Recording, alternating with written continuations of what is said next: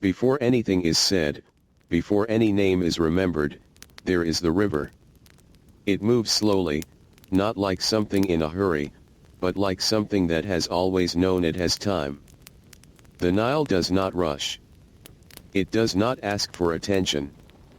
It simply exists, wide and patient, carrying the memory of distant lands, soft soil, and endless seasons that come and go without noise. And in the early hours, when the night has not fully let go of the earth, the river feels almost like it is breathing. A thin mist rests above the water. It is not thick, not dramatic. Just enough to soften the edges of everything it touches. The first light of morning does not arrive all at once. It spreads slowly, as if it is careful not to disturb the sleeping land. Somewhere along the riverbanks, small homes begin to show themselves. Mud brick walls. Flat roofs. Simple shapes that blend into the color of the earth. Nothing stands out sharply. Everything feels like it belongs exactly where it is. Inside these homes, people are already awake. Not because of urgency. Not because of alarm. But because the day has its own quiet rhythm, and the body learns it over time. A farmer sits up slowly from a woven mat. The air inside the home is cooler than it will be later, but still warm in a gentle way. He does not speak at first. There is no need. The morning is not a moment for words. Somewhere nearby, a clay pot is touched. Water inside it has been sitting through the night, becoming still and calm. A hand lifts it carefully. The sound of water shifting inside clay is soft, almost comforting. A simple sound that belongs to a world where nothing is rushed. Outside, the Nile continues to move. It is not loud. But it is always there. The farmer steps outside. The ground beneath his feet is cool, still holding the memory of the night. Sand, soil, and small stones all mixed together in a surface that has been walked on for generations. The air carries a faint smell of wet earth, even in places where no rain has fallen recently. That is the nature of the river. It gives the land a sense of moisture even when the sky stays silent. The horizon is still pale. The sun has not yet risen fully. Only a soft glow begins to gather in the east, as if the world is slowly remembering its shape. And this is the time when work begins. Not in a sudden way. Not in a loud way. But in a quiet continuation of something that has no clear beginning. Fields lie stretched along the riverbanks.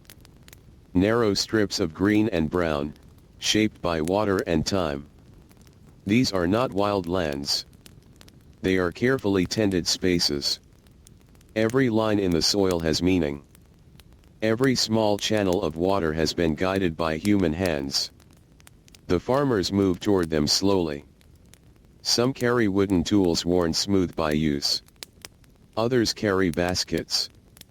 Nothing looks new. Everything has been shaped by years of touch, by seasons repeating themselves again and again. The first task is always simple. To look. To observe the water. To check the soil.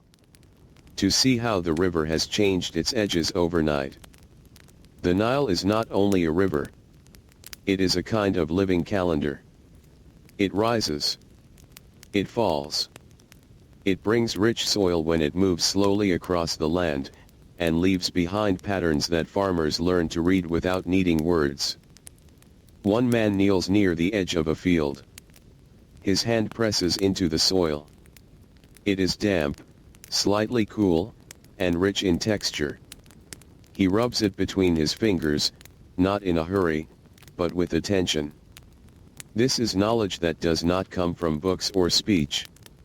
It comes from repetition. From living the same motion across countless mornings. Nearby, another farmer adjusts a narrow channel of water. A small wooden barrier is moved. Water responds immediately, not with force, but with gentle obedience. It spreads into the field, darkening the soil as it goes. The sound is soft, almost like whispering. There is something steady in all of this. No part of it feels dramatic. And yet everything depends on it. As the sky continues to brighten, more people appear along the river. Some carry simple food. Bread made from grain. Perhaps dates gathered earlier. The act of eating is not separated from work. It happens beside the fields, under the same sky, with the same quiet rhythm.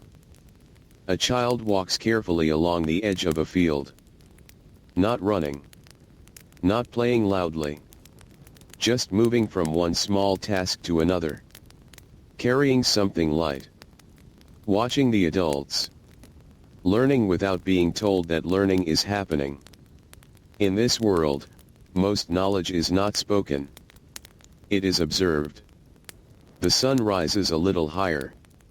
Now the light begins to touch the river more directly.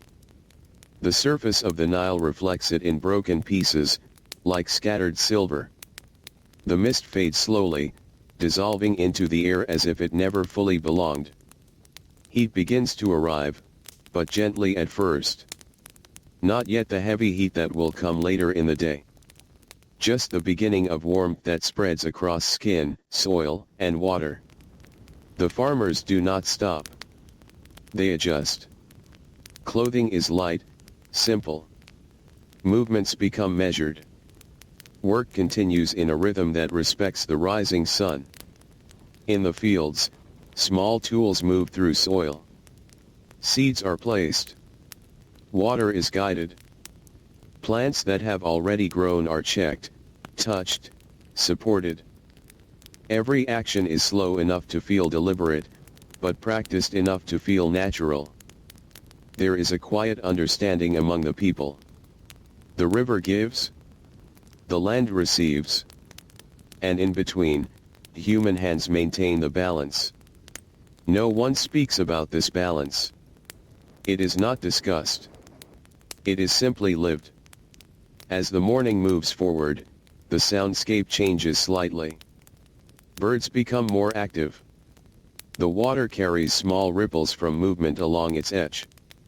Occasionally, there is the soft creak of wood, or the distant sound of something being carried. But even these sounds do not disturb the overall silence. It is a silence filled with life. A kind of silence that is not empty, but full of small continuities. Farther from the riverbank, where the fields stretch outward, the soil becomes drier. Here, irrigation channels are more important. Water must be guided carefully. Not wasted. Not lost. A farmer crouches near one of these channels. He watches the flow. There is patience in his posture. Not the patience of waiting for something to happen, but the patience of understanding that things are already happening, just slowly. The sun continues to rise. Now the light is stronger. Shadows become shorter. The colors of the land deepen. Browns, greens, and golden tones begin to separate more clearly from each other. Heat begins to settle more firmly over the fields. Still, work continues. Not because it is forced, but because this is the rhythm of life here. Morning is for movement, for care, for preparation before the strongest heat arrives. A group of farmers stands briefly together. Not in conversation that is urgent. Just a moment of shared presence. Perhaps a few words are exchanged. Perhaps only glances. Then they separate again, returning to their tasks. The river remains in the background of everything. Always present. Always moving. As the morning approaches its middle, the land begins to feel more awake. The sky is fully bright now. The mist is gone.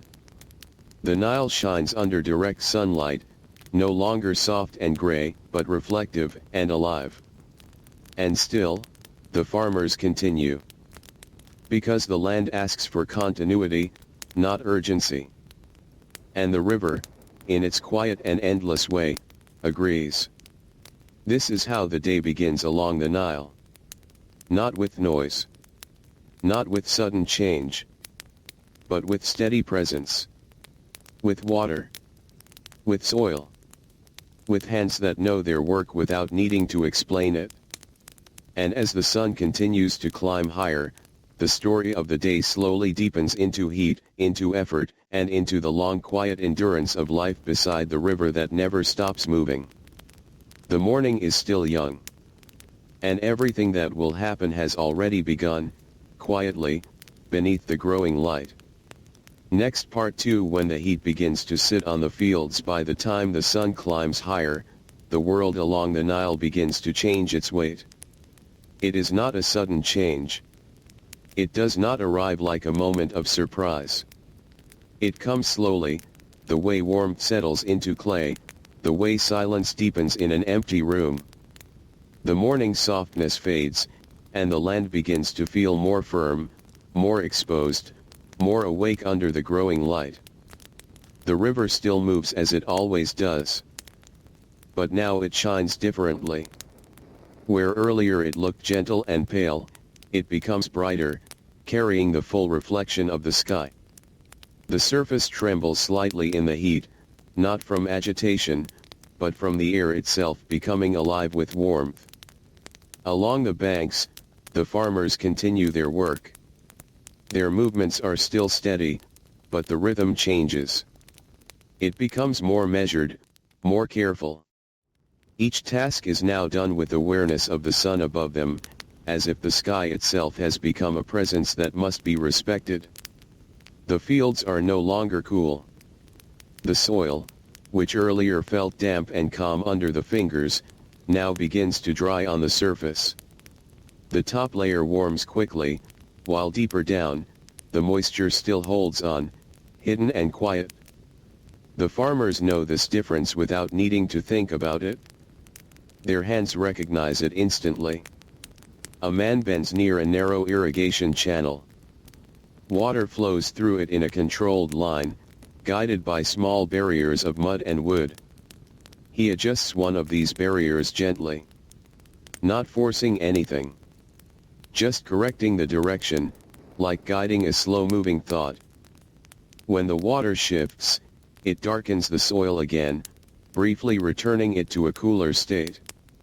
A small relief spreads across the field, but it does not last long. The heat is already waiting above. Nearby, another farmer works with a simple wooden tool. The tool does not shine. It is worn, softened by years of use. Its edges are smooth from repetition. As it moves through the soil, it breaks small clumps apart, allowing air and water to reach deeper layers. This is slow work. Not because it is inefficient, but because the land itself responds slowly. It cannot be rushed. It accepts only steady care. There is a kind of quiet understanding in every movement. Nothing is wasted. Not water. Not effort. Not time. Even the pauses between tasks feel meaningful. In one shaded area near a cluster of simple structures, a few people rest briefly. The shade is not deep or cool like modern shelter might be. It is soft shade, filtered through woven coverings or the angle of walls. Enough to take the edge off the sun, but not enough to remove the feeling of heat completely. Here, small moments of rest are shared without ceremony. A piece of bread is passed from hand to hand. A cup of water is shared carefully, not quickly. Each sip is slow, deliberate, as if the water itself is something to be respected. The taste of it is simple. Clean. Earthy. Carrying the faint memory of the river. In these moments, there is no rush to speak. Words are not needed to fill silence. Silence is already full. Beyond the shade, the land continues to work under the sun. The fields stretch outward in long, narrow patterns shaped by irrigation and labor. Some areas are greener, where crops are growing steadily. Others are lighter in color, waiting for water or preparation. Everything is connected to the river. Without it, nothing here would hold its shape. The Nile is not just nearby. It is the reason the land exists in this form at all.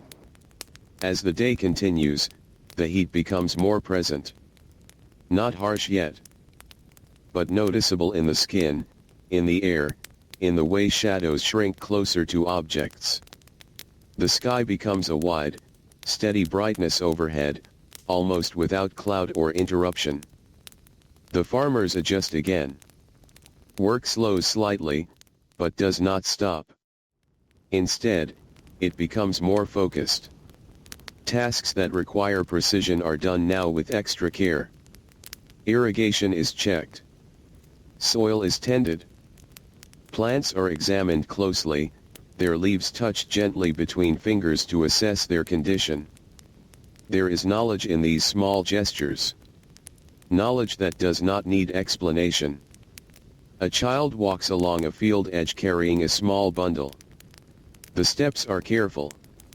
The ground is uneven in places, shaped by water channels and soft soil. The child watches where to step, learning the land not through instruction, but through attention. Nearby, an older farmer watches briefly. Not correcting. Not speaking. Just observing. This kind of learning is quiet. It happens over time, like water shaping stone. Farther along the river, small boats or simple watercraft move slowly. They are not large. Not impressive in appearance. But essential. They carry materials, tools, sometimes grain, or clay, moving along the river's natural path. The current assists them gently. There is no struggle against the river. Only cooperation. On the banks, the sound of work continues in soft layers. Wood against soil. Water shifting in channels. Occasional footsteps on dry ground. Even distant voices remain low, as if the heat itself encourages silence. By midday, the sun is strong. It does not feel dramatic. It feels consistent. A steady presence overhead that does not change its mind. Shadows are small now. The land is bright everywhere, with very little contrast except where walls or trees create narrow strips of shade.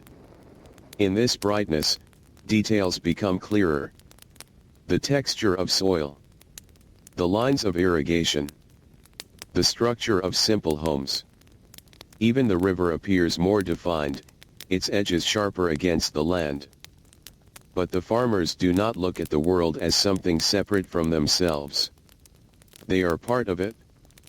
Their lives move with it, not against it. In a slightly raised area near the fields, a few people gather again briefly. This is not a formal meeting. Just a natural pause in movement. They check the condition of water flow, exchange quiet observations, adjust small details in the system that supports the fields. Everything depends on balance. Too much water, and the soil weakens. Too little, and the crops slow in growth. The Nile provides, but it must be guided. And guidance is human work. As the sun continues its path, a deeper stillness begins to appear in the landscape. Not emptiness, but a kind of settled calm that comes from repetition. From knowing that this same cycle will return tomorrow, and the day after, and again through seasons that feel familiar in their patterns. Time here does not feel sharp. It feels circular. Gentle. Continuous. Even the heat, which might seem harsh from a distance, becomes part of that rhythm. Something expected. Something understood.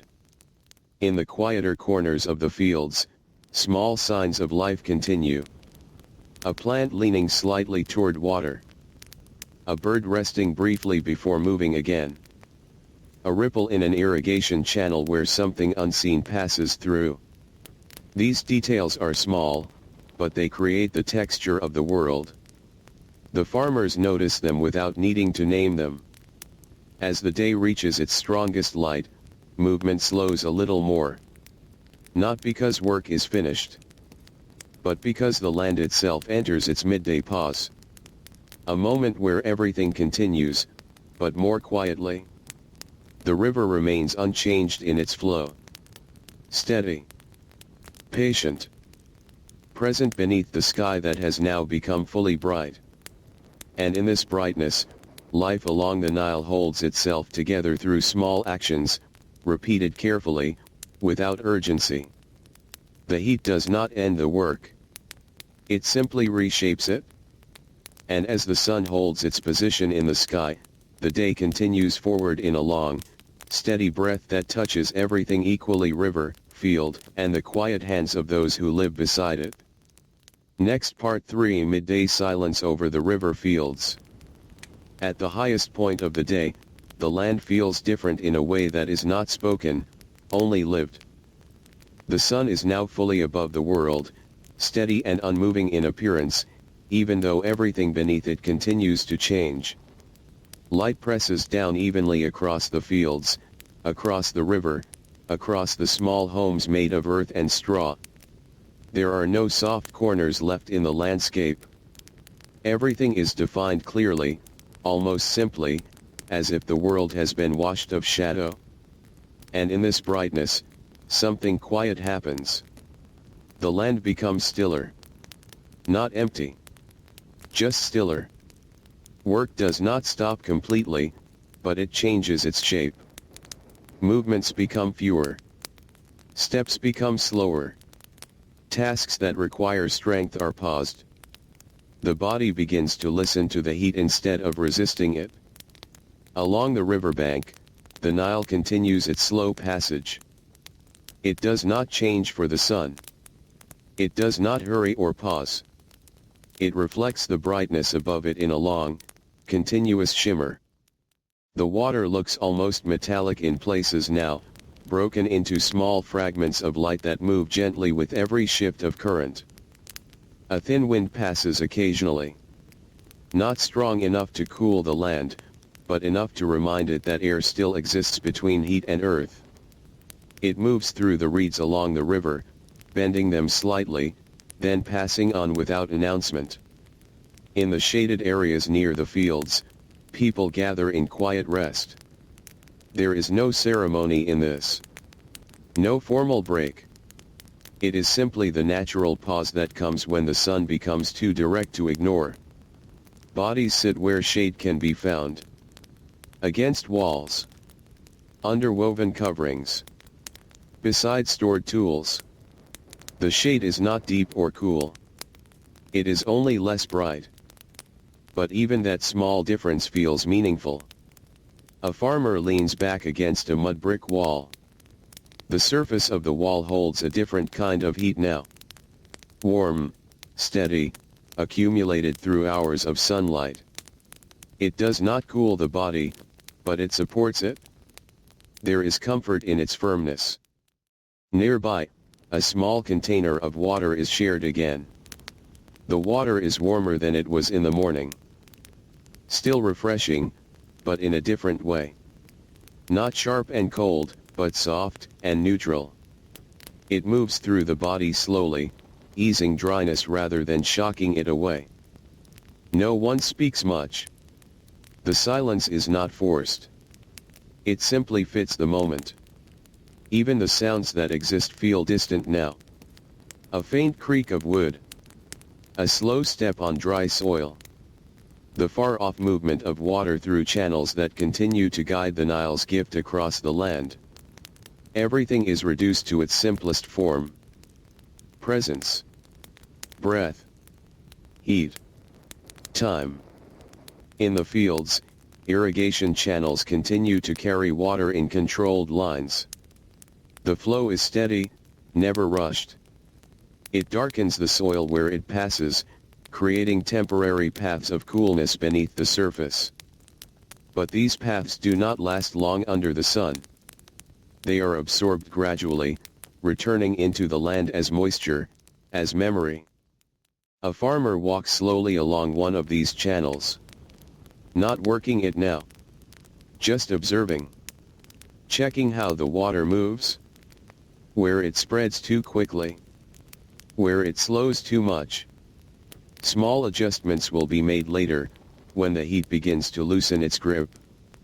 For now, observation is enough. This is also work. Just quieter. Farther away, near a cluster of simple homes, children remain mostly still. Some lie in shaded corners. Others sit quietly, watching the slow movement of adults in the distance. Their energy is not gone. It is simply softened by the heat, like everything else. Even sound feels slower in the midday air. If a voice is heard, it does not travel far. It dissolves quickly into the brightness, becoming part of the landscape rather than standing apart from it. The river remains the central presence. Always moving. Always unchanged in its nature. Its surface now reflects the full intensity of the sky, but beneath that reflection, it carries its own depth, its own hidden motion that cannot be seen from above. Somewhere along its edge, a small boat drifts slowly. It does not cut through the water with urgency. It moves as if it understands the same rhythm as the land. The person inside it does not rush. Hands rest lightly on simple tools used for guiding direction. The boat follows the river as if it is part of it, not separate. On the banks, the fields rest in their midday condition. Not inactive. Just held in a quieter state. Plants stand in rows that seem almost motionless. Leaves hold still in the heat, conserving movement. Even insects move more slowly, as if the air itself has thickened into something gentle and heavy. Time in this moment feels less like something passing and more like something spreading. Wide. Even. Unbroken. A farmer sits alone near the edge of a field, where a small patch of shade meets the open sun. The boundary between the two feels sharp. One step forward into brightness, one step back into relief. He remains still, not choosing either fully. Just existing at the edge, where both worlds meet.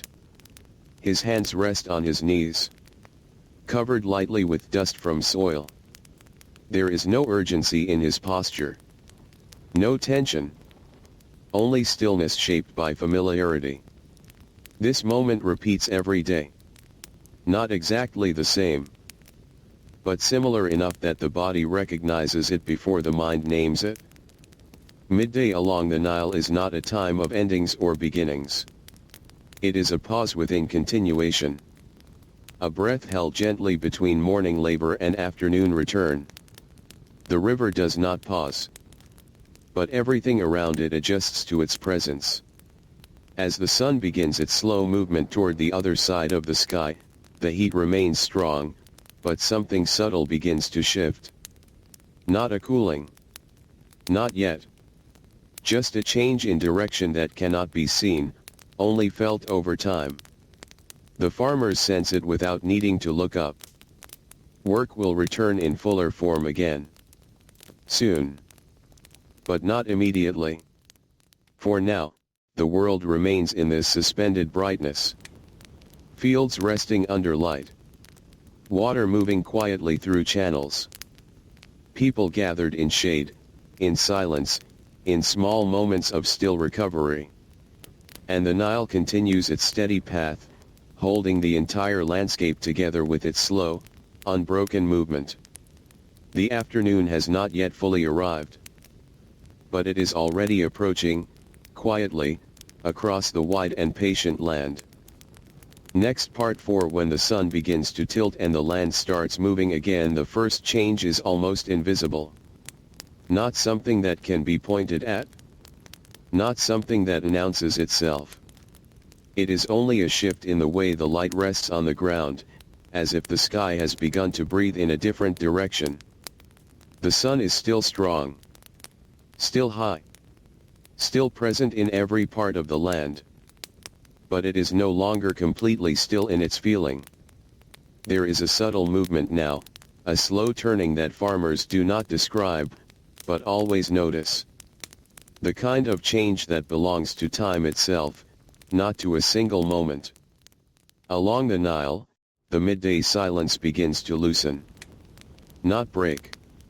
Just loosen. People who were resting in shade begin to move again.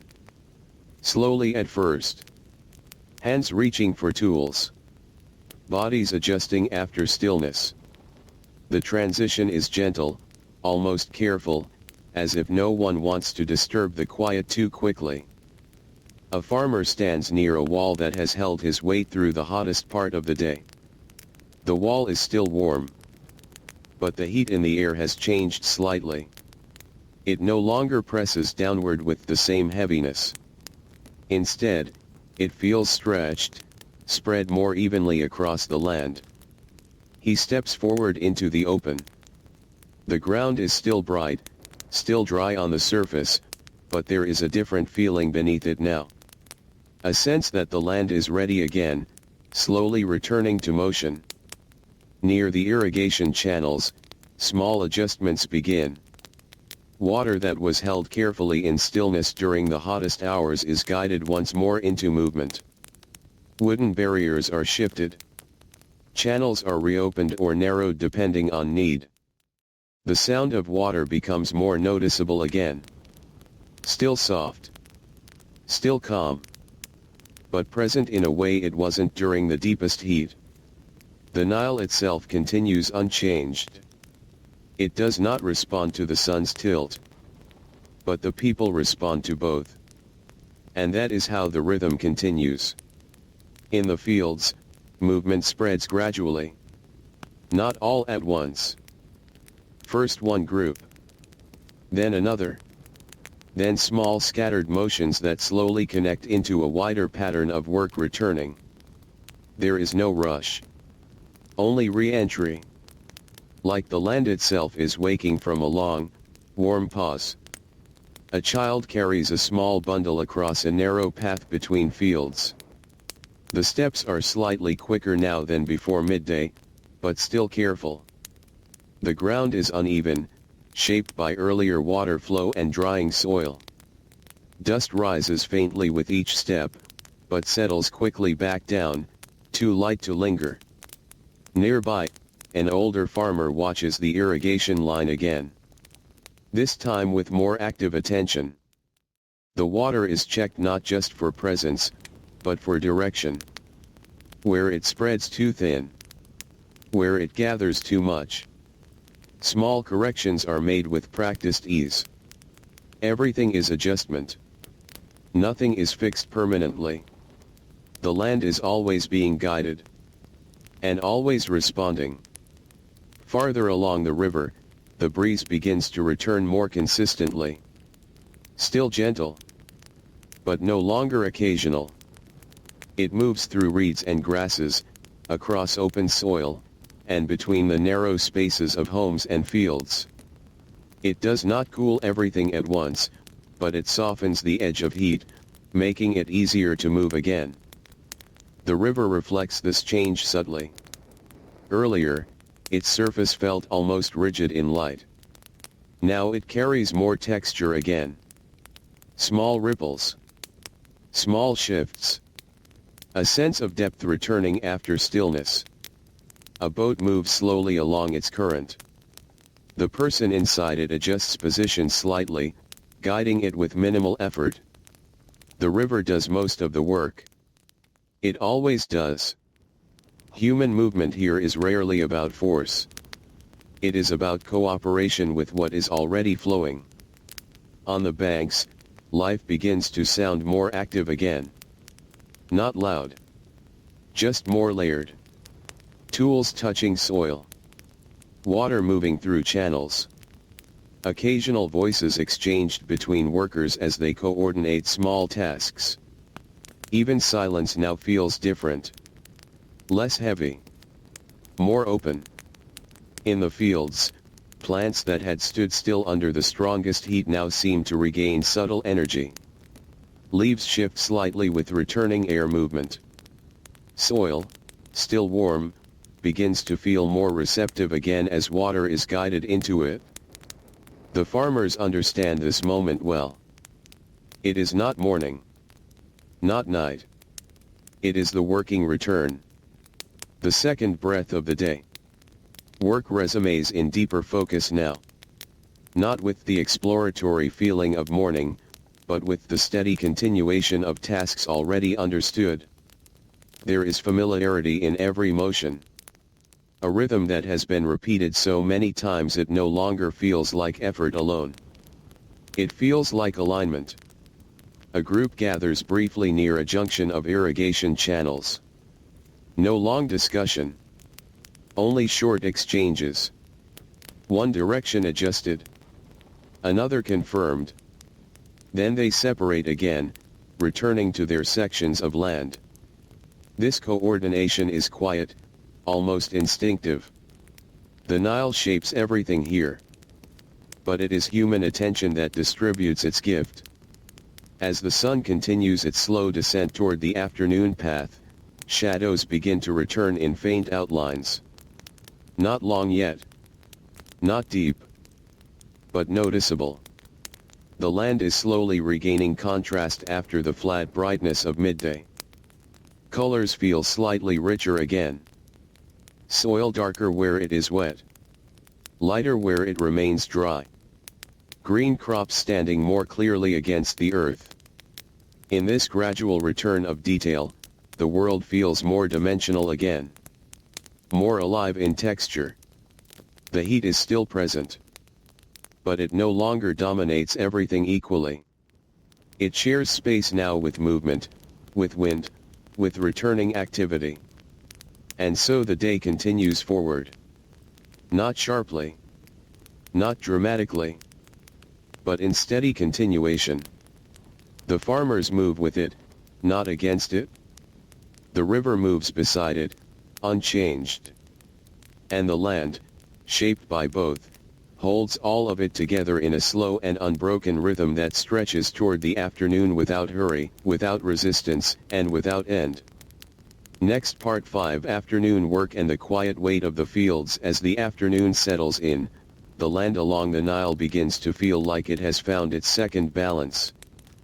The brightest heat has passed its peak, but the sun is still strong, still present, still pressing light across every surface it touches.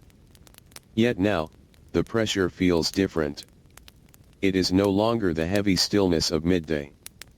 It is something more stretched out, more tolerable, more familiar.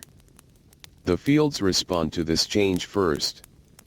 Soil that had seemed almost fixed under the strongest light now softens slightly in appearance.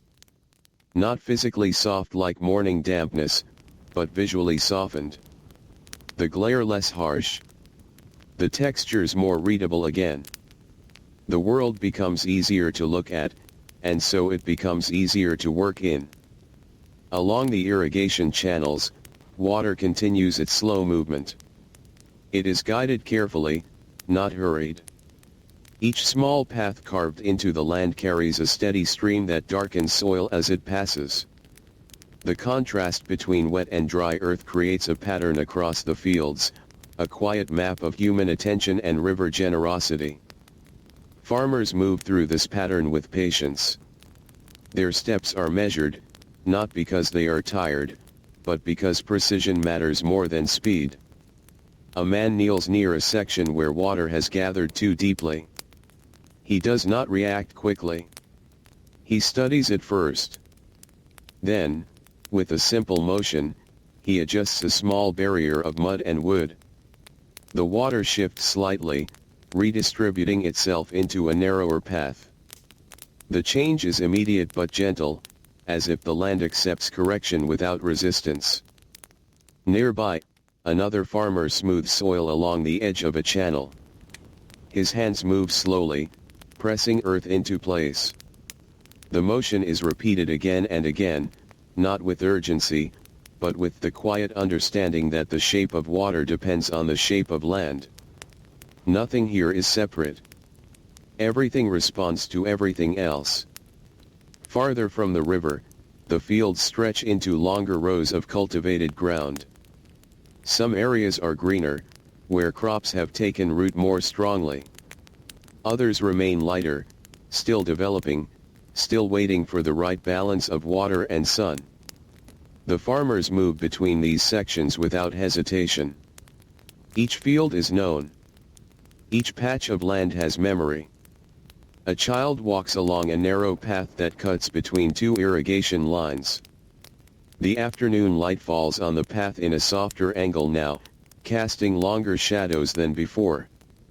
The child pauses briefly to watch water move through a channel, watching how it curves around small irregularities in the soil. This kind of observation is not taught directly. It is absorbed. Slowly. Over time.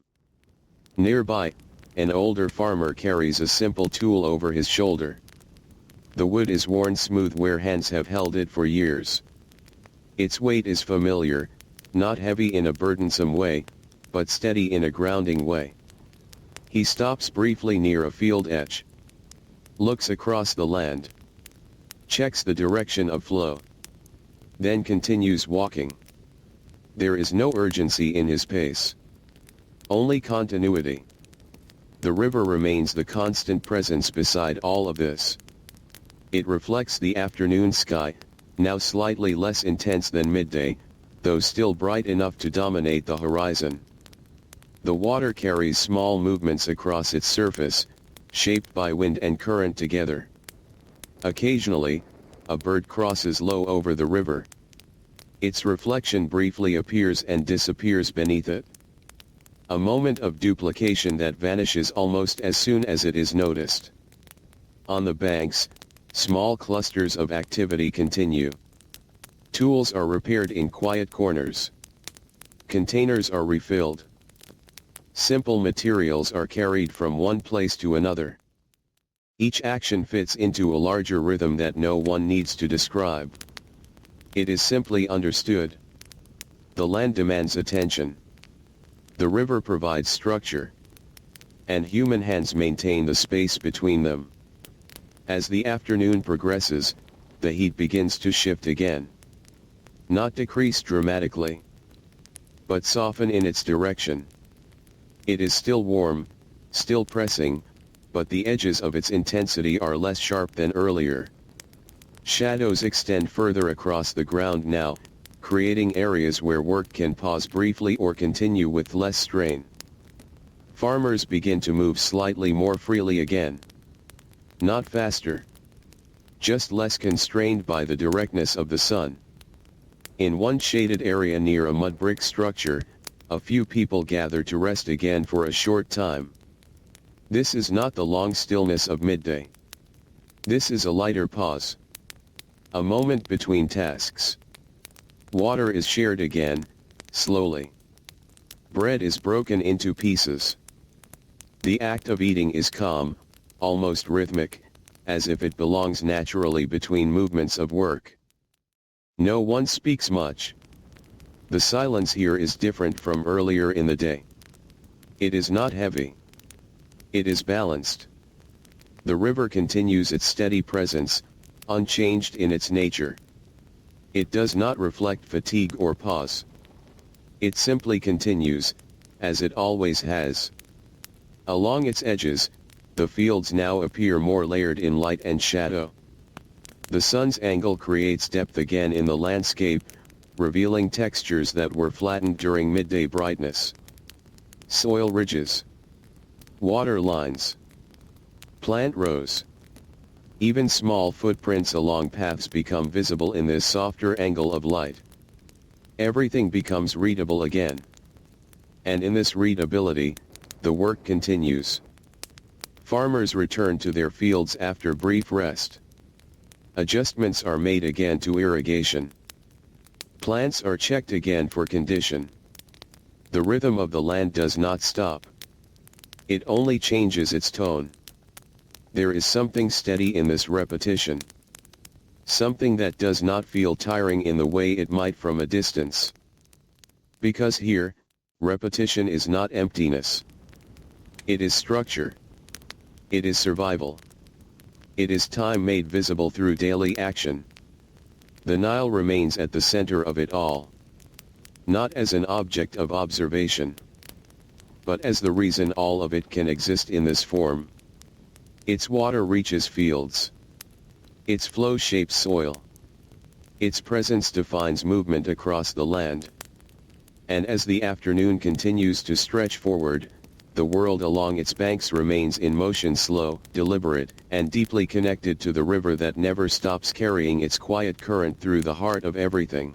As the afternoon leans closer toward evening, something subtle begins to change across the land.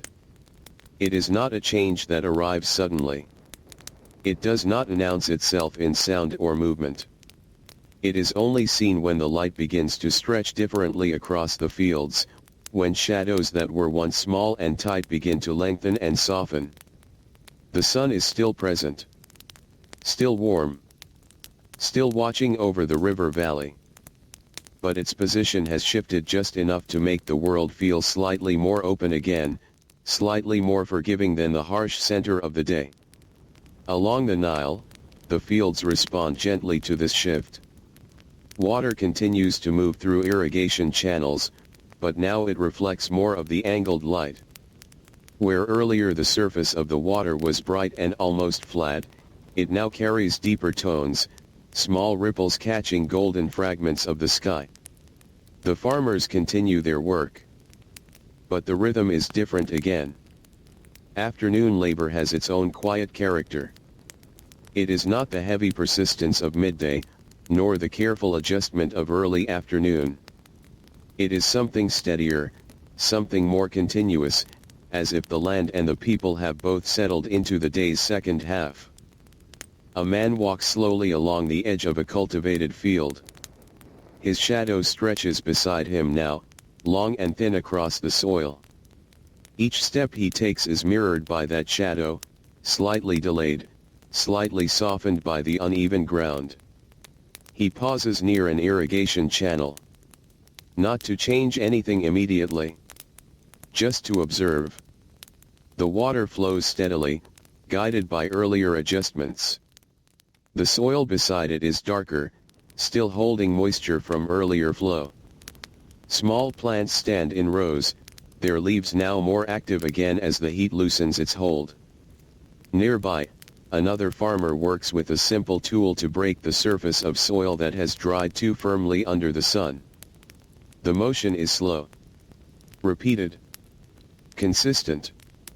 Each pass of the tool opens the earth slightly, allowing air and water to reach deeper. There is no rush in the movement. Only attention. Only care. In this part of the day, even effort feels more spread out. Less compressed than midday. More breathable. Farther toward the river, small clusters of activity continue near storage areas and shaded structures. Tools are gathered and checked. Simple repairs are made.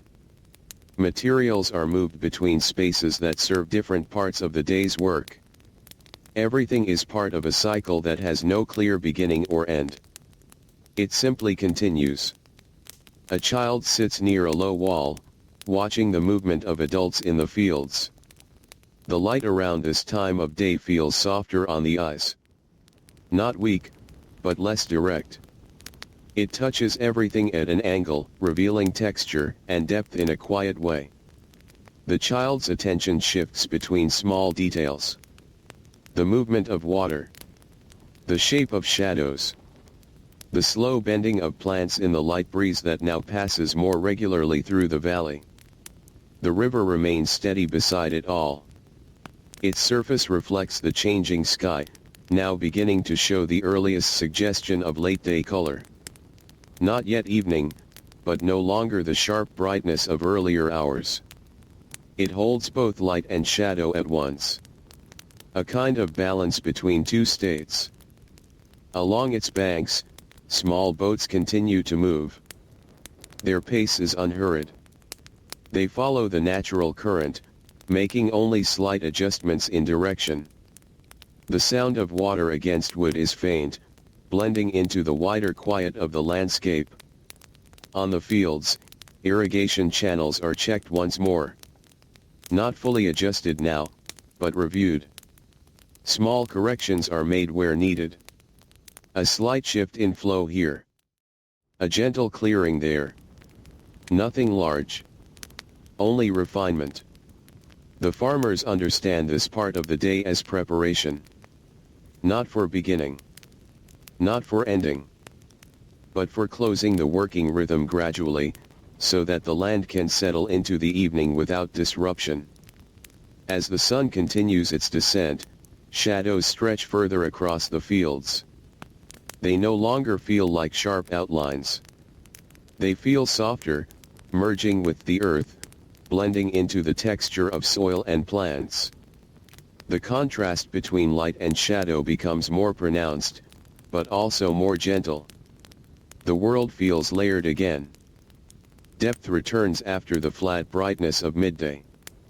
In this layered light, every movement feels slightly slower, slightly more deliberate. A group of farmers walks together briefly along a field boundary. Their conversation, if there is any, remains low and simple. Short exchanges about water, about soil, about the condition of crops. Then they separate again, returning to their sections of land.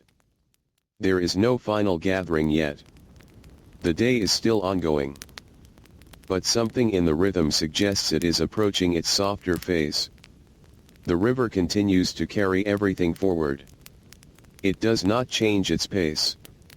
It does not respond to the lengthening shadows. It simply flows, as it always does, steady and patient. And along its banks, life continues in parallel. Fields being tended. Water being guided. Hands moving through soil that has been shaped by both sun and river. As the afternoon slowly deepens toward evening, the land does not slow completely. It only shifts. Like breathing changing from deep effort to calmer rhythm. Like the world preparing, quietly, for a different kind of stillness that will come later, when the sun finally lowers and the Nile reflects a softer, fading sky. Next part 7 The river in evening light. By the time the sun lowers further, the Nile begins to look like something changed and yet unchanged at the same time. The water still moves in the same steady way, but the light that rests on it is different now. Softer. Warmer in tone. Less sharp at the edges. The surface no longer feels like a mirror of the harsh sky. Instead, it becomes something deeper, something that seems to hold light rather than reflect it. Along the banks, the fields stretch wide under the growing length of shadows. These shadows are no longer small companions beside objects. They have grown into long shapes that lie across the land, merging soil and plant and path into a single quiet pattern. The fields feel larger in this light, not smaller. As if distance itself has softened. Work continues, but more slowly now.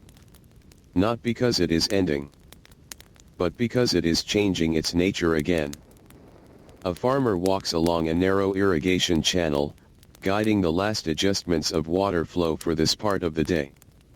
His movements are unhurried, almost careful in a different way than earlier. There is less correction now, more closing of small tasks. The water still moves steadily through the carved paths in the earth. But now it feels like it belongs more fully to the land, no longer actively being shaped, but simply continuing in what it has already been given. Nearby, another farmer gathers tools that were used through the day. Wooden handles worn smooth by years of contact. Metal edges dulled not by damage, but by use. Each tool is handled with familiarity, not haste. Cleaned lightly. Placed carefully. Not because there is urgency in storage, but because there is respect in ending the day's contact with work. In the distance, the river reflects the changing sky more deeply now. The surface is no longer bright in a flat way. It carries color in layers. Pale gold near the horizon. Soft blue above. Darker tones beneath. It feels wider in this light, though it has not changed in size. Only perception has shifted. A small boat moves slowly across this reflection. The person inside it guides it with minimal motion. The river does most of the work now. The current feels slightly more present as the wind begins to move gently along its surface. On the banks, voices are quieter. Not absent. Just softened. Conversations about the land continue, but they are shorter now. Less about adjustment, more about completion. About what has been done. About what remains to be checked tomorrow. The fields themselves begin to feel settled. Soil that was active with movement during the day now rests under the cooling direction of the sun. Moist patches from irrigation hold darker tones, while drier sections begin to cool slowly in the evening air.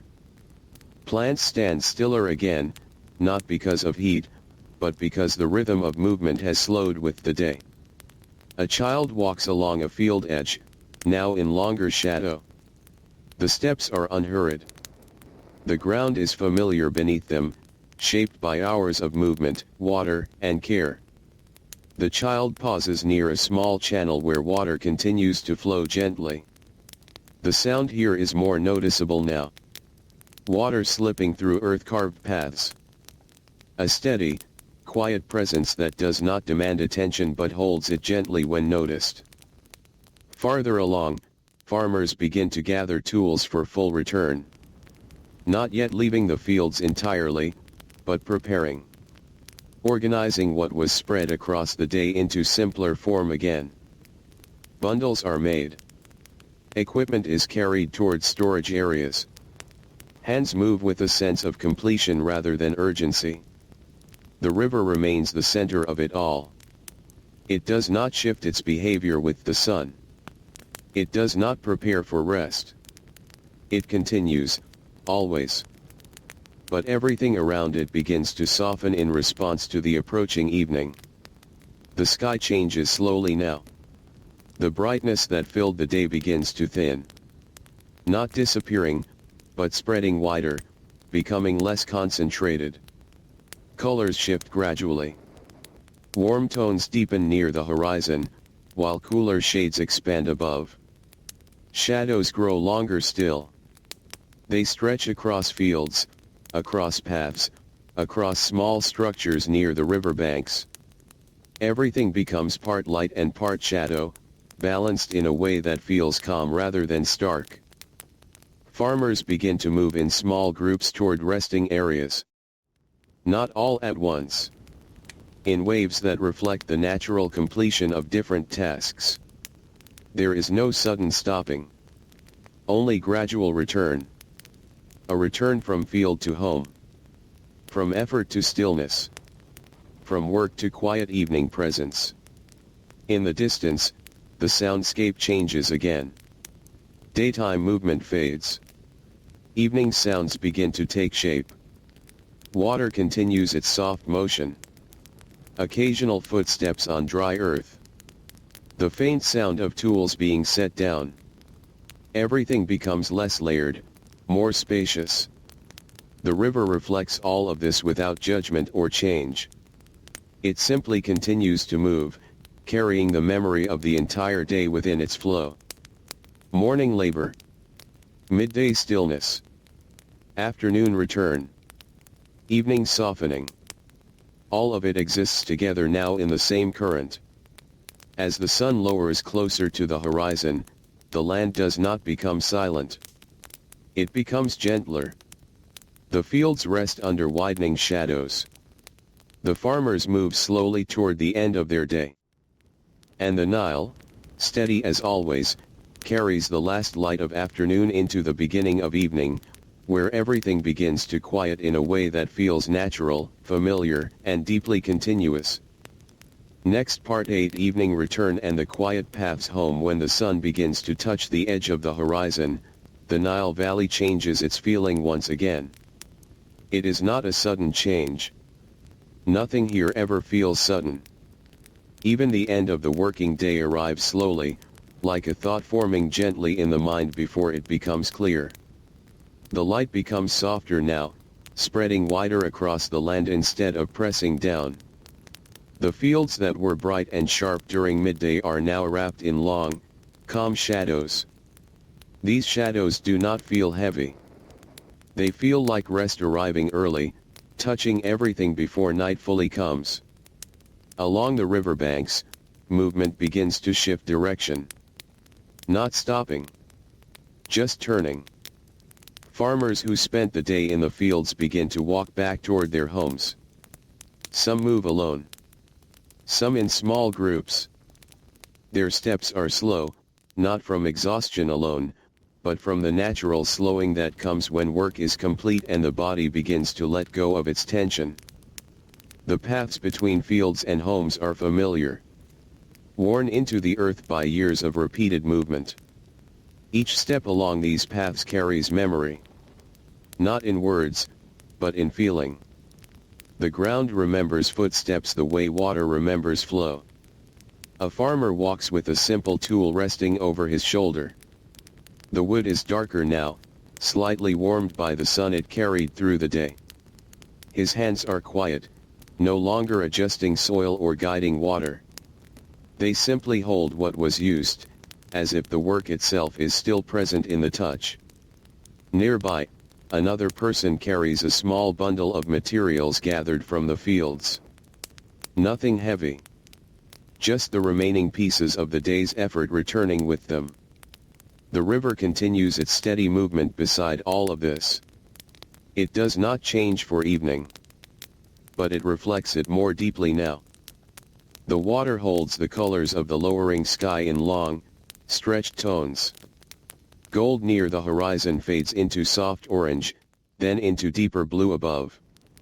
The reflection is not perfect. It is broken gently by ripples, small movements that keep the surface alive.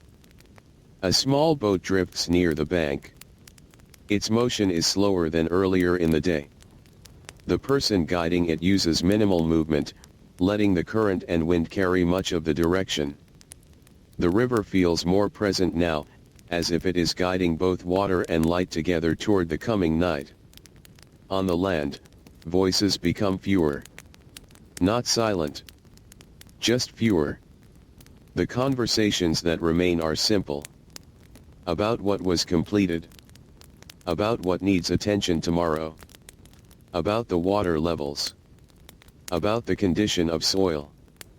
These words are spoken without urgency. They do not need to carry weight. They are part of the closing rhythm of the day. As farmers approach their homes, the landscape shifts from open field to clustered structures. Simple homes made of mud, brick and wood stand close together in small groups along the river's edge. Their shapes blend naturally into the color of the land. Nothing here stands apart from its surroundings. Everything feels connected to the earth beneath it. Inside these spaces, light begins to soften even earlier than outside. Small fires or lamps may begin to glow gently. Not bright. Just enough to signal warmth, safety, and the slow return of rest. Outside, the air begins to cool slightly. Not cold. Just less heavy than before. The heat of the day does not disappear quickly. It fades slowly, as if the land itself is exhaling after holding warmth for so many hours. Children walk beside adults on the paths home. Their steps are smaller, lighter. Some look back toward the fields briefly, as if noticing the distance between work and rest for the first time in the day. But there is no urgency in this looking. Only awareness. The fields behind them now lie under deepening shadow. They are still visible, still present, but no longer active in the same way. The irrigation channels continue to carry water quietly, but the movement feels more like continuation than labor. The river remains unchanged in essence. It is still the same force that shaped the day from morning onward. But now it carries evening differently. Its surface holds more reflection than brightness, more depth than shine. Along its banks, a gentle stillness begins to form. Not full silence, but a soft reduction of motion. Farmers reach their homes and begin to settle. Tools are placed down. Water is drawn for drinking and washing. Food is prepared in simple ways, without rush or excess. The transition from field to home is smooth, almost seamless. There is no sharp boundary between work and rest. Only a gradual blending. Outside, the sky continues to dim. Colors shift slowly toward deeper tones. The last strong light of the sun lingers near the horizon, stretching long across the river like a final quiet path of gold. The Nile reflects this path, carrying it gently across its surface until it dissolves into evening shadow. In this moment, the entire valley feels suspended between two states. Not fully day. Not yet night. Just transition. A long, calm movement from activity into stillness. And as people settle into their homes along the river, the sounds of the day begin to fade into a quieter rhythm, one that belongs to rest, to recovery, and to the gentle continuation of life that will begin again when the river greets another morning. Next, part 9. When the first stars begin to appear over the Nile, evening does not arrive all at once along the Nile. It spreads slowly, like a soft cloth being placed over the land, covering fields, water, and homes in the same quiet motion. The last light of the sun fades from the horizon, not disappearing suddenly, but thinning gradually until it becomes only a memory of brightness. The river is the last thing to hold that light. Its surface carries the fading glow longer than the land does. Even when the fields have already turned into shadowed shapes, the Nile still keeps a trace of gold along its moving skin. But even that slowly dissolves, giving way to deeper tones. Blue becomes stronger. Then gray. Then the quiet darkness of evening begins to settle in fully. Along the riverbanks, life moves inward. Homes that stood quietly in the heat of the day now feel more alive with gentle activity. Small fires are lit in some places. Not large flames. Just steady points of warmth that flicker softly inside clay and stone spaces. The glow from these fires spills out through openings in walls, touching the ground outside with warm, uneven light. Inside, people gather after the long day. Not in celebration. Not in exhaustion. But in simple return. A return from fields to home. From effort to rest. From movement to stillness. Food is prepared slowly. Simple meals. Grain softened with water or cooked into flat bread. Sometimes dates, gathered earlier in the season, are shared without ceremony. The act of eating is calm. No one rushes it. The body understands that this is the time for restoration, not urgency. Outside, the air continues to cool. The heat of the day still lingers in the soil, but it no longer dominates the landscape. Instead, it becomes something held beneath the surface, gradually releasing into the night. The river reflects the deepening sky now more than the sun. What was once bright and layered in gold becomes darker, smoother, carrying the faint movement of stars beginning to appear overhead. At first, only a few are visible. Small points of light that seem uncertain, as if they are still arriving. Then more appear. Slowly. One by one. Until the sky is no longer empty darkness, but a wide field of quiet light scattered above the land. Farmers sit outside their homes for a while after returning. Not all of them, but many. The evening air feels different against the skin. Gentler. Less demanding. It carries the memory of the day without the pressure of it. Some sit silently. Others exchange a few words. Nothing heavy. Only simple observations of the day that has passed. How the water moved. How the soil held. How the crops are growing. These conversations do not extend long. They do not need to. The silence between them feels complete. The river continues its motion beside everything. It does not change for night. It does not become still.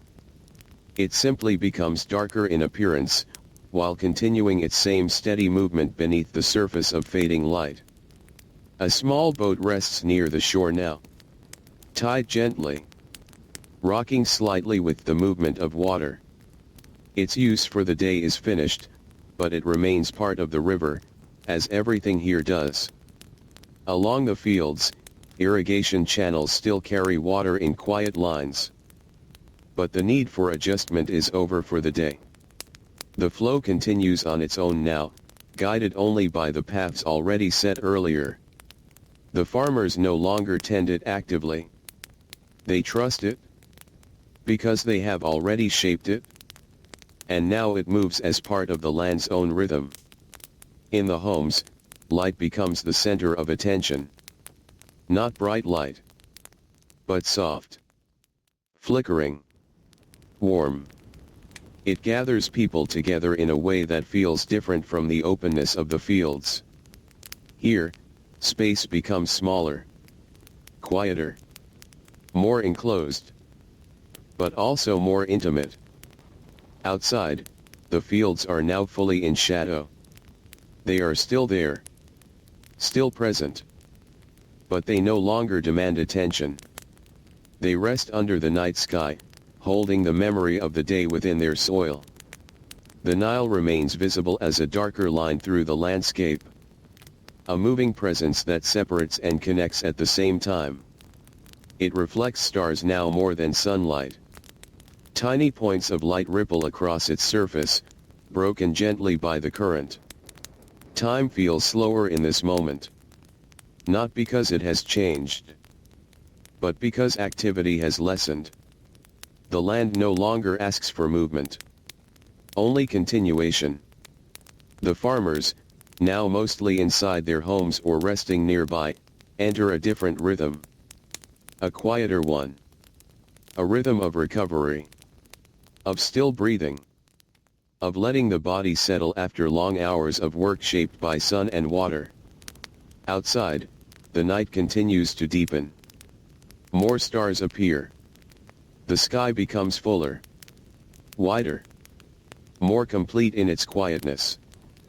And the Nile continues to flow beneath it all, carrying the day forward even as the world begins to rest, never stopping, never changing its direction, only moving as it always has, steady, patient, and endless beneath the sky that watches over it in silence.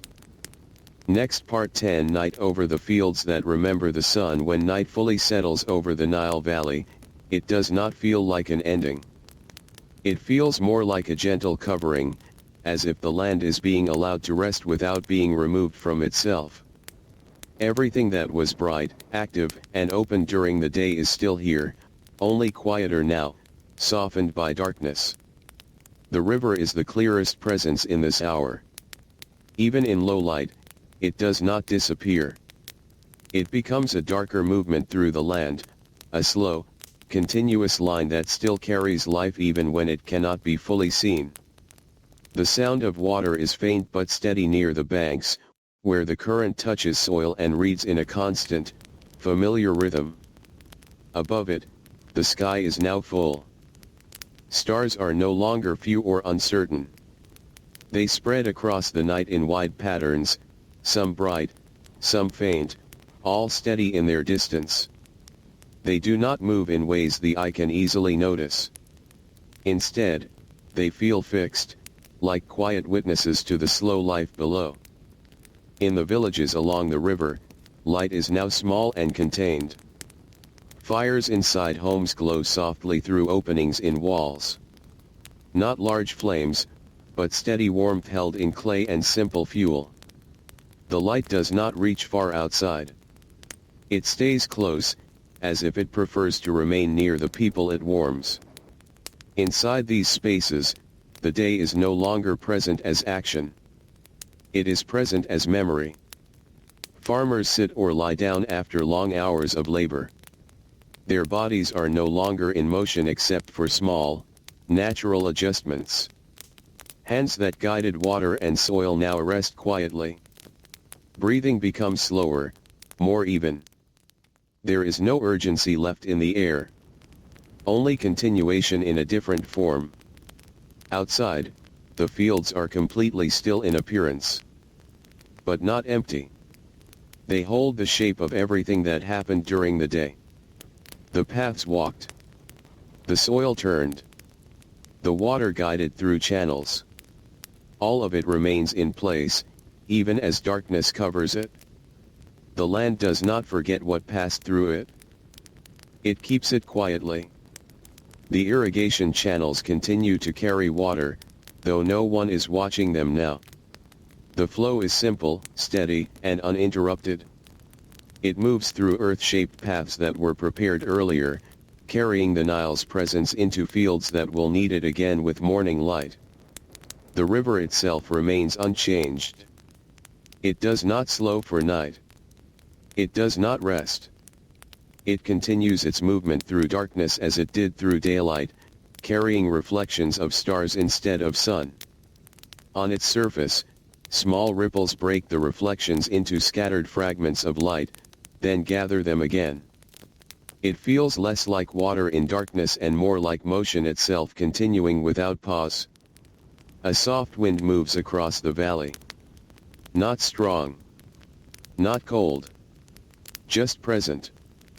It passes through reeds near the riverbank, through open fields, through small gaps between homes. It carries no message. It does not change anything.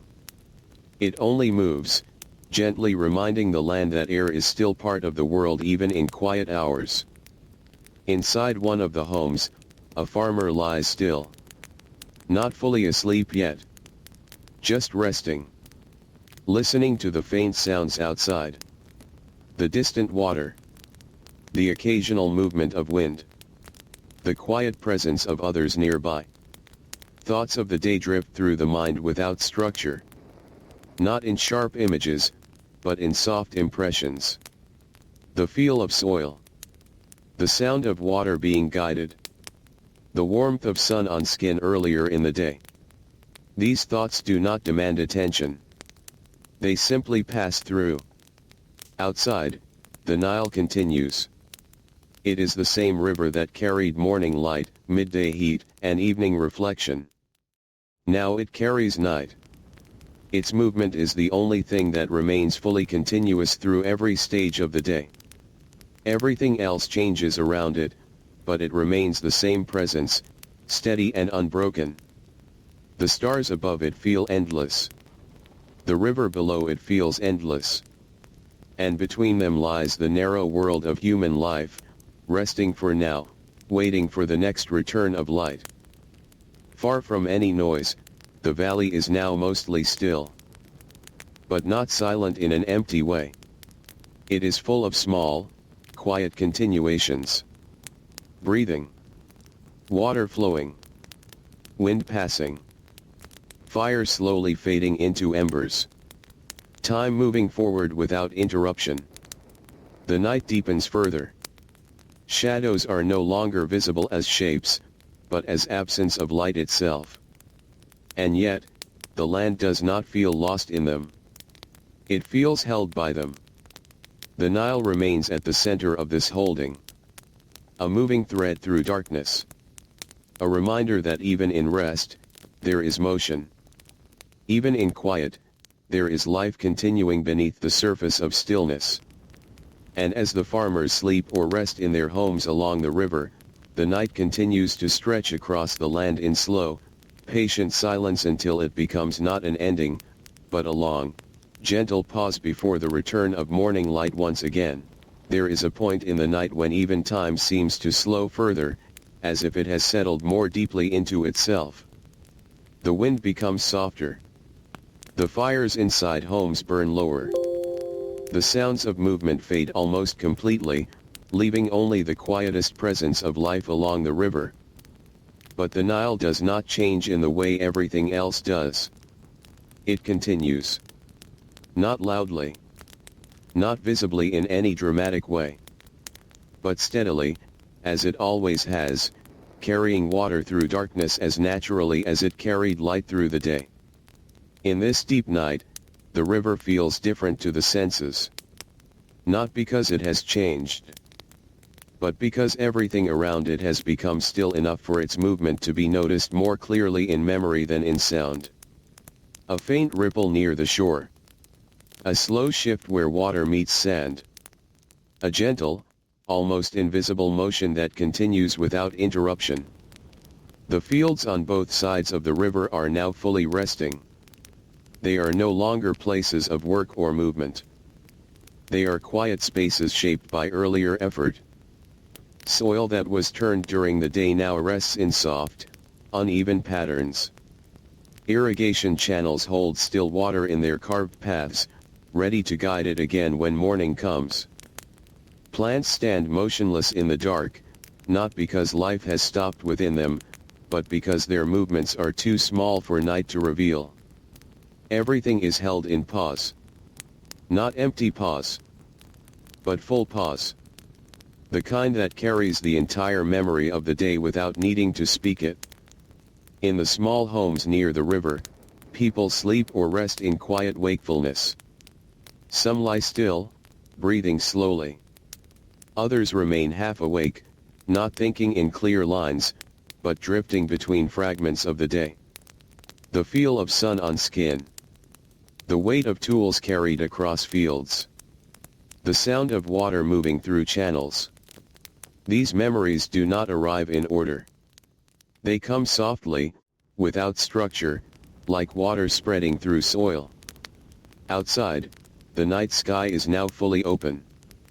Stars are not just present, they feel abundant. Spread across the entire dome above the valley, they give a sense of depth that is larger than the land itself. There is no brightness competing with them now. Only darkness beneath them and the faint outline of the earth. The river reflects the sky in broken, shifting fragments. Each small movement of water reshapes the reflection slightly, so that the stars appear both steady and changing at once. A boat tied near the bank shifts gently with the water's motion. The rope holds it in place, but the river still moves beneath it, reminding even still objects that nothing here is truly without movement. Near the fields, a soft animal sound may occasionally pass through the night air. Distant. Unimportant to the structure of the land, but part of its quiet living presence. Even insects continue in low rhythm, though their presence is subtle, almost folded into the darkness itself. The Nile remains the central thread through all of this. It does not pause for rest. It does not close itself off from the night.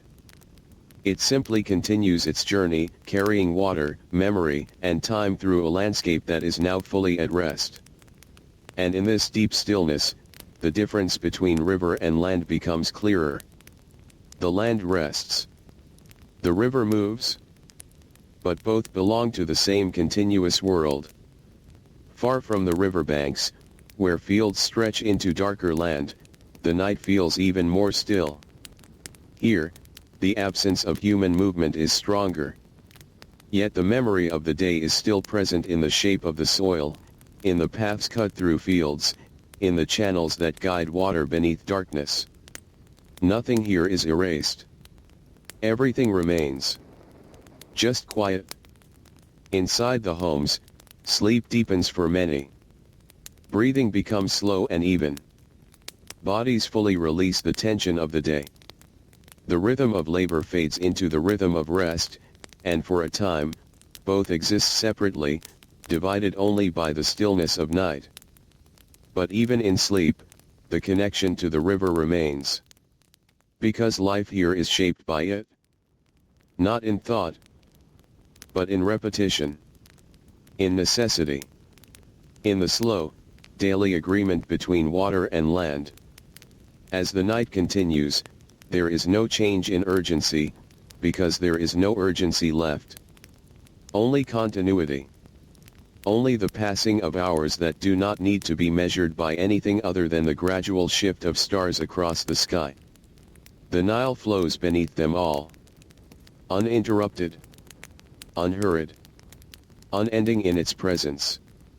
And the valley rests around it, not disconnected from it, but held by it in a silence that feels complete, as if the entire world has agreed, for a time, to simply breathe without movement until the first suggestion of morning light begins again at the edge of the horizon. Next, part 12. The quiet hours before dawn. In the deepest part of the night, there is a kind of silence that feels different from all other silences. It is not the silence of emptiness.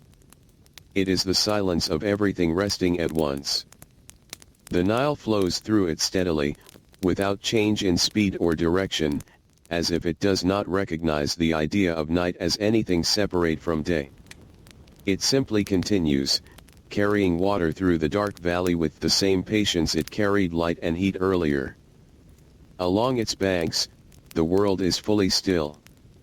Fields lie in soft darkness, their shapes barely visible except where faint starlight outlines edges of soil and irrigation lines. The land does not feel inactive. It feels paused, like breath held gently between one moment and the next. The homes near the river are quiet now. Inside them, most people are deeply asleep. Their bodies have settled into rest after the long rhythm of work. The movements of the day are gone from their hands and muscles, but not entirely from memory. They remain in the body as something learned and familiar. A few may still be half awake for moments, not thinking clearly, only drifting. Then returning again to sleep. Outside, the air is cooler now. Not cold. Just softened by distance from the day's heat. The warmth that once filled the soil has faded into the ground itself. What remains is a gentle coolness that moves slowly across open spaces, touching the riverbank, the fields, the small paths between homes. The stars overhead feel closer in this hour. Not physically, but in feeling. As if the sky has lowered itself into greater presence because everything below has become still enough to notice it fully. The river reflects the sky in a quiet way. Its surface is darker now, with only faint interruptions of light. Small ripples pass through it occasionally, subtle enough that they feel like part of the darkness rather than something breaking it. There is no urgency in its movement. Only continuation. Far from human activity, the fields remain unchanged since earlier in the night. Irrigation channels hold their slow paths of water. Soil rests in uneven textures shaped by the day's labor. Plants stand still, their forms blending into shadow. Everything is preserved in its current state, as if the land itself is holding memory without needing to express it. A faint sound occasionally moves through the valley. The shifting of wind. A distant movement of water against earth. Perhaps a small animal passing through the edge of fields, unnoticed except for the lightest suggestion of motion. These sounds do not interrupt the silence. They belong to it. Time in these hours feels less structured. There is no clear sense of beginning or progress. Only the continuation of night moving forward without visible markers. And yet, beneath this stillness, everything remains connected. The river continues its work. The land continues its rest. And both exist together in a balance that does not need attention to remain intact. Inside the homes, breathing becomes deeper. Slower. More even. the body fully lets go of the day. There is no planning in this moment. No anticipation. Only rest. Outside, the Nile carries the last phase of night through the valley. It does not prepare for morning. It does not move toward anything in urgency. It simply continues its path, as it always has, through darkness that feels less like absence and more like space for everything to pause within. The sky slowly shifts, almost imperceptibly. Stars remain bright, but there is a faint suggestion that time is moving forward towards something unseen. Not yet morning. Not yet light. Only the quiet edge of transition that exists long before change becomes visible. And in this space, the valley remains still. Held between river and sky. Between memory of the day and the promise of return. Everything is quiet enough that even thought feels softened. And the Nile, steady and unbroken, continues through it all, carrying the night gently forward until the first hint of dawn will once again begin to gather at the far edge of the horizon. Next part 13. Before the first light returns to the river, there is a moment in the night when even the idea of time feels distant. Not gone. Just far away, like something resting beyond reach. The Nile moves through this moment without acknowledging it. The water does not slow, does not change its rhythm. It continues as it always does, a steady presence beneath the sky, beneath sleep, beneath the quiet weight of darkness. The valley around it is still. Completely still in appearance. But not empty. It is filled with the quiet presence of resting life. Fields that were worked under heat and light now lie in soft darkness, holding the shapes of irrigation channels, footpaths, and cultivated soil. Everything remains exactly where it was left at the end of the day, as if the land itself is conserving the memory of human touch. In the homes along the river, sleep deepens even further. Breathing becomes slow and steady. The bodies of farmers rest fully now, no longer carrying the weight of tools, movement, or sun. Muscles that were active through long hours of labor are still, not from exhaustion alone, but from completion. There is a quiet comfort in this stillness. A sense that nothing is required. Outside, the air is at its coolest point of the night. Not cold enough to disturb.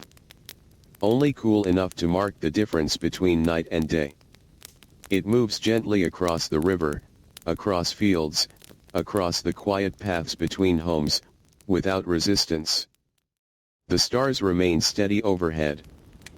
They do not move in ways that can be seen moment to moment, but their presence feels continuous, like a wide and silent witness to everything below. The river reflects them in broken patterns. Each small ripple reshapes their light into shifting fragments that come together again as the water smooths.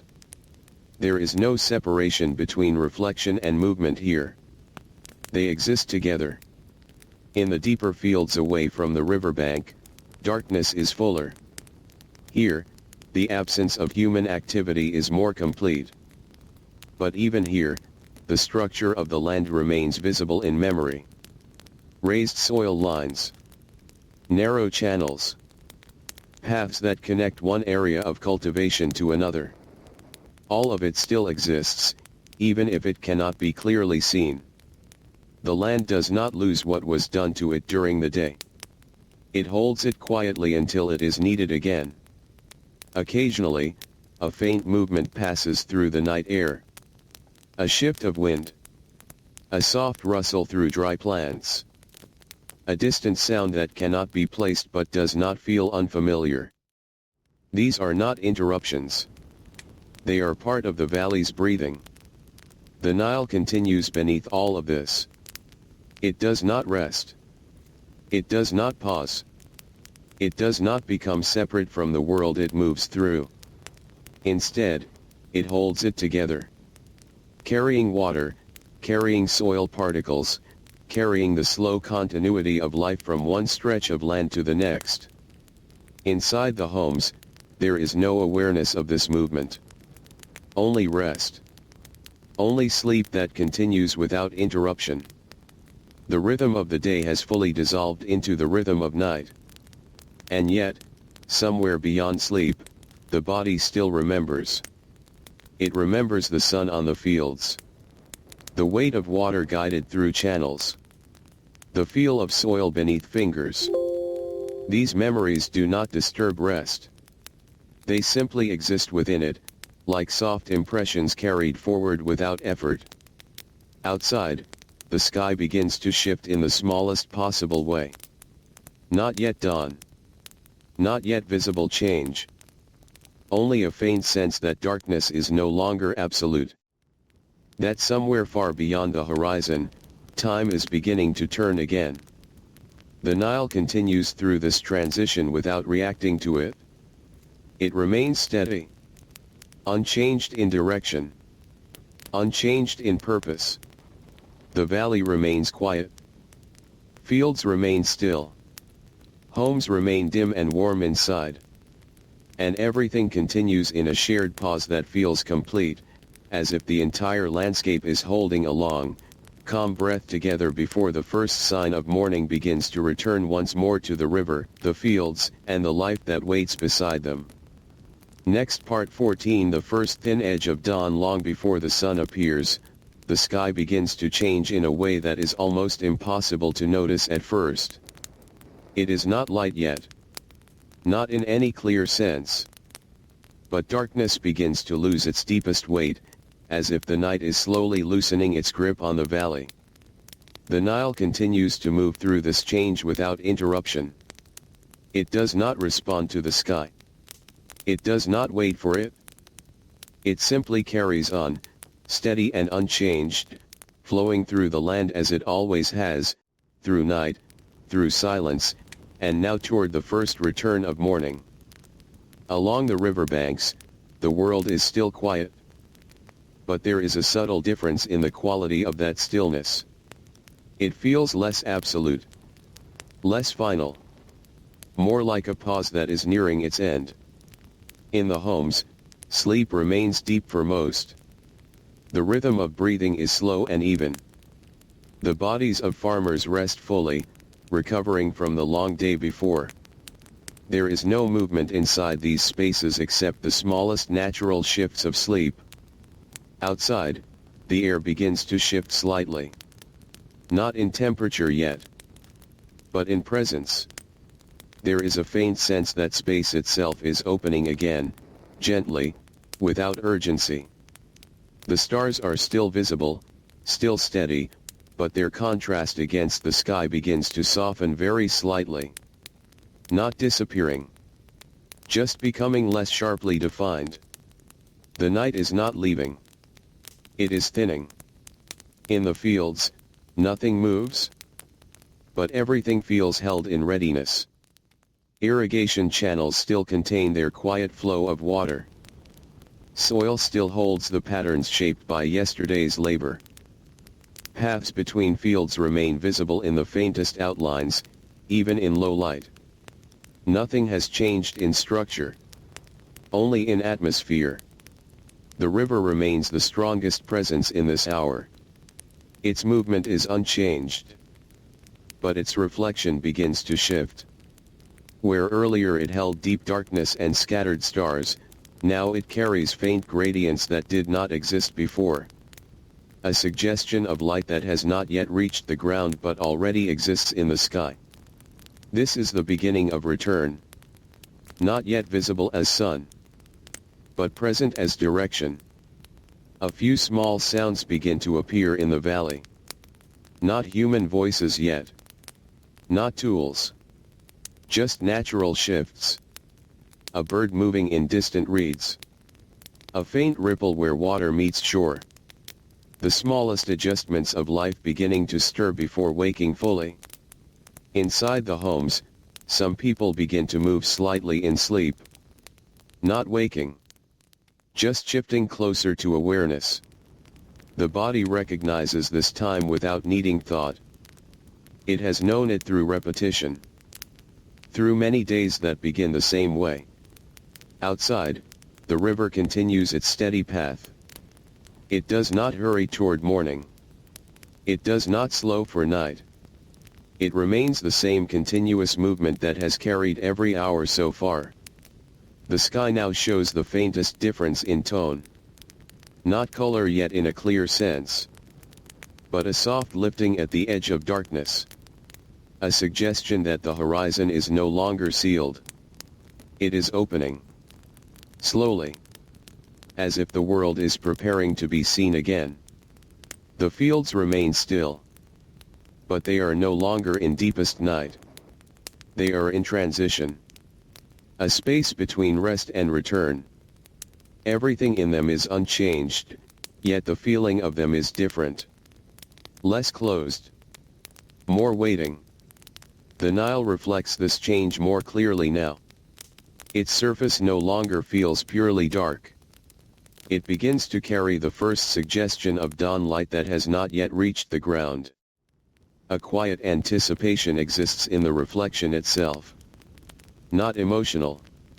Not conscious. Just natural alignment with the sky above.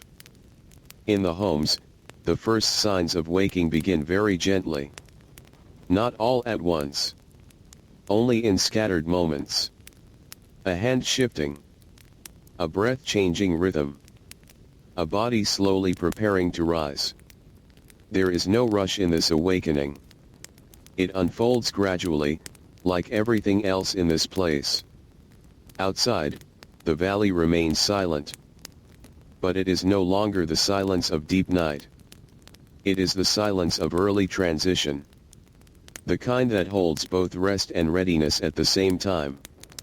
The Nile continues to move through it all. Steady. Unbroken. Patient. And as the first thin edge of dawn continues to grow at the far horizon, the entire valley waits quietly in its slow, familiar rhythm, neither asleep nor fully awake, but gently turning toward the return of light that will once again begin the long, simple cycle of life along the river. Next, part 15. When the valley begins to wake without sound, the first real change of morning is never loud along the Nile. It arrives without announcement, without movement that demands attention. It is only a gradual softening of darkness, as if the night itself is loosening its hold on the land and allowing something quieter to return beneath it. The river continues as it always does. It does not wait for the sun. It does not pause for the sky. It simply flows, carrying the same steady motion through every hour, now reflecting a sky that is no longer fully dark, though still far from fully bright. Along its banks, the valley begins to wake in the smallest possible ways. Not all at once. Not as a single moment. But in scattered signs that slowly connect into a larger rhythm. Inside the homes, sleep begins to break gently. A farmer opens his eyes without urgency. There is no sudden awareness, only a soft return from deep rest. The body is still heavy with sleep, but the mind begins to settle back into presence. Outside, the air is cool in a way that only early morning can be. It carries the memory of night, but also the first suggestion of day. It moves gently through open spaces between homes, across fields, along the riverbank where water continues its steady motion. The sky above is no longer fully dark. It is changing. Not yet colored with full daylight, but no longer holding the deep black of night. Instead, it becomes a soft gradient of fading darkness, as if light is approaching from beyond the horizon but has not yet arrived fully. The stars are still visible, but they feel more distant now. Less dominant. Still present, but sharing space with the growing suggestion of morning. In the fields, everything remains in place. Irrigation channels still hold quiet water. Soil still rests in the patterns shaped by yesterday's labor. Paths between fields remain unchanged, though now they are slightly more visible as faint light begins to return. Nothing has yet moved in a clear working sense. but everything is preparing. Near the river, a few figures begin to appear outside their homes. Not many. Only early risers. Their movements are slow and unhurried. They do not begin work immediately. They first observe the sky, the river, the fields. This quiet observation is part of the rhythm. A way of understanding how the day is beginning before anything is done within it. The Nile reflects this transition more clearly now. Its surface carries a blend of darkness and early light. Not separated, but layered together. Ripples move gently across it, catching faint brightness from the horizon that is still beyond full sight. A small boat rests near the shore, barely shifting with the water's movement. It has not yet begun its day. But it is already part of the river's quiet morning presence. Farther along the fields, faint sounds begin to return. A distant movement of tools being gathered. A soft step on dry earth. The first subtle signs that human activity is about to resume. But even these sounds are small, almost absorbed by the quiet of early dawn. Inside the homes, more people begin to stir. Not fully awake yet. Just transitioning. The difference between sleep and waking here is not sharp. It is gradual. Like water filling a shallow space. Outside, the sky continues its slow transformation. The darkness is now thinner. Not gone. But no longer dominant. The horizon begins to carry a faint line of light, still distant, still soft, but increasingly present. The valley feels suspended in this moment. Between night and day. Between rest and work. Between stillness and motion. The river remains the central thread through it all. It does not change its rhythm. It does not adjust to the sky. It simply continues forward, carrying everything with it: water, reflection, time itself, moving in a steady line through the landscape. In the fields, the first true movements of the new day begin to appear. A person walking slowly toward irrigation channels. Another stepping outside a home with quiet awareness. A hand touching soil briefly, checking its condition before work begins. These actions are not yet labor. They are preparation. The valley is not fully awake. But it is no longer asleep. And as the first light of dawn begins to strengthen at the edge of the horizon, the Nile flows through this transition with the same calm continuity it has always carried, holding night behind it, morning ahead of it, and the quiet life of the valley gently between them, waiting for the day to fully begin again. When the first real light of dawn finally reaches the Nile Valley, it does so without force. It does not fall. It spreads. Slowly. Evenly. As if the world is being gently uncovered rather than suddenly revealed. The river is the first to fully accept this light. Its surface changes in appearance, not in movement. The water continues its steady flow, but now it carries the soft glow of morning across its ripples. The darkness that once filled it is no longer complete. It is layered now with brightness that is still young, still gentle, still incomplete. Along the banks, the valley begins to open its day. Not suddenly, but with steady continuation of what had already begun in silence. In the homes, people rise more fully now. Sleep is no longer holding the body. Movements become clearer. Hands reach for simple tasks without urgency. Water is touched. Faces are washed. The transition from rest to waking is complete, but still quiet. There is no rush in this return to life. Only familiarity.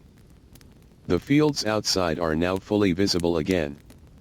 The soil, the channels, the paths, all are shaped by early morning light that is softer than midday but clearer than night.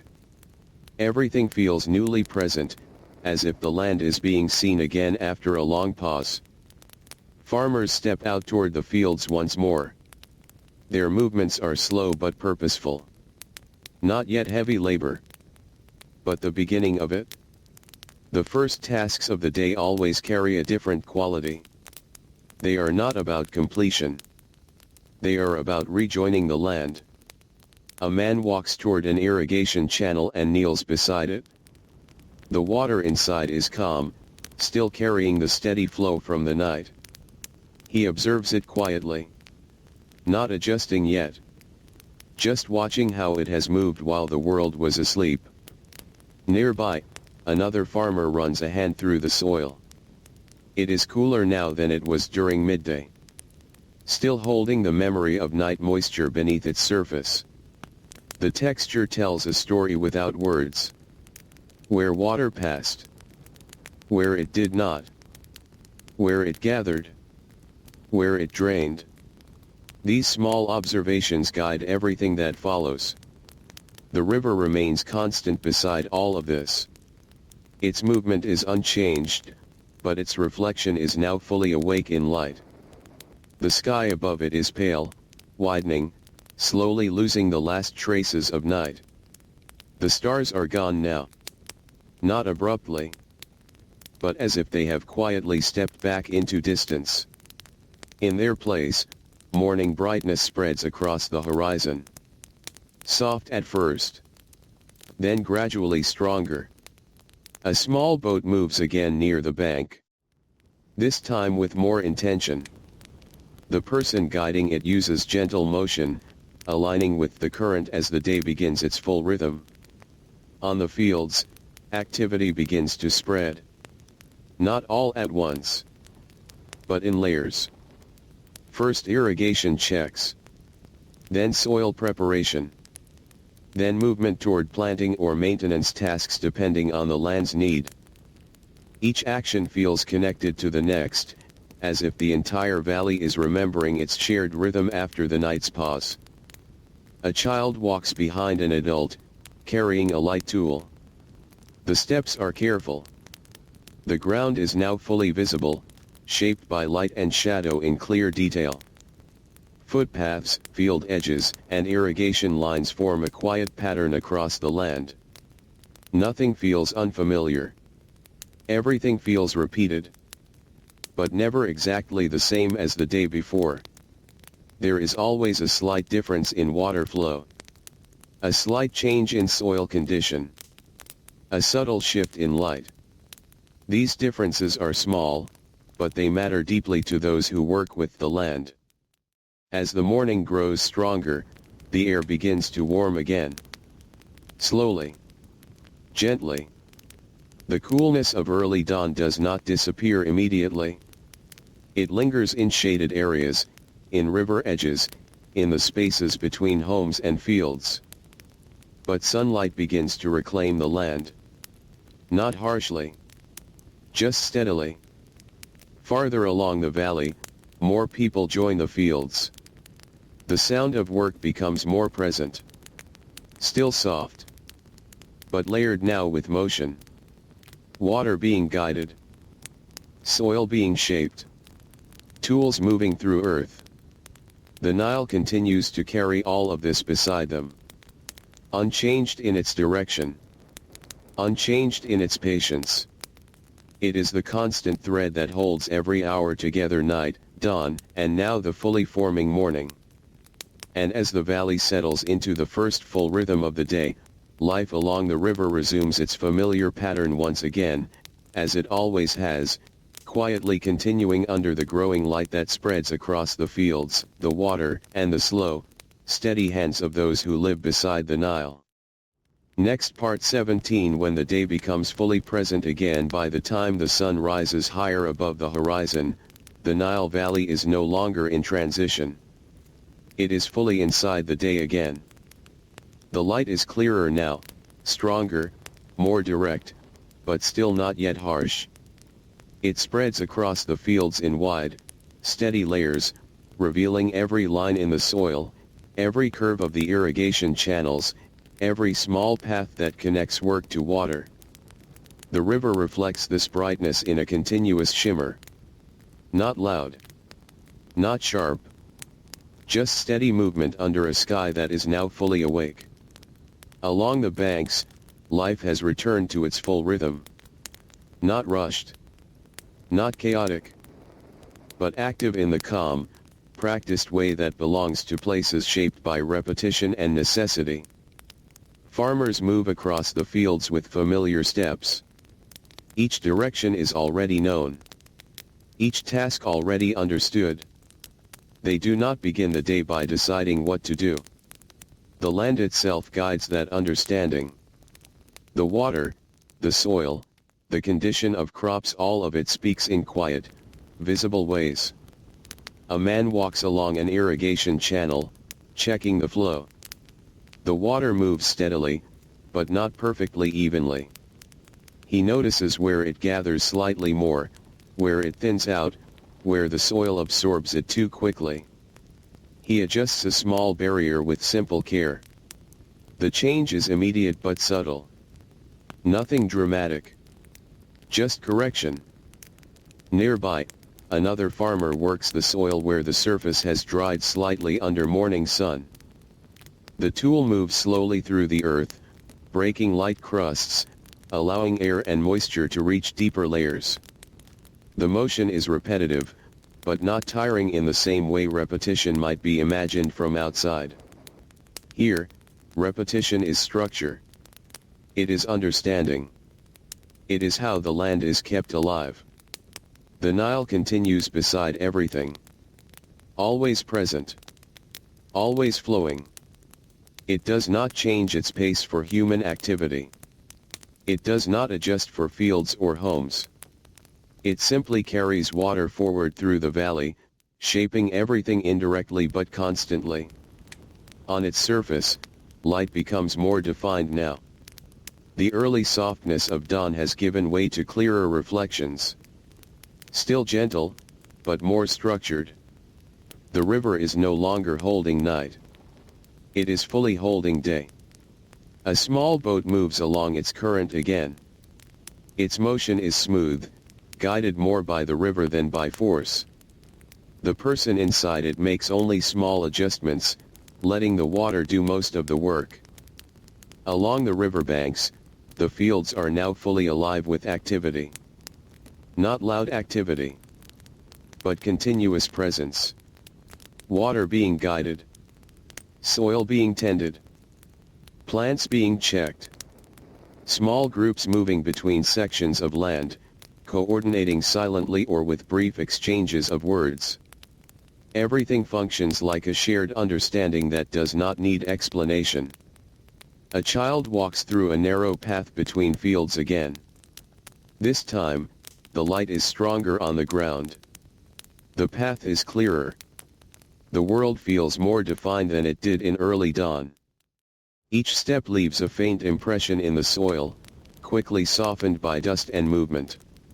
In shaded areas near homes, some people briefly pause again.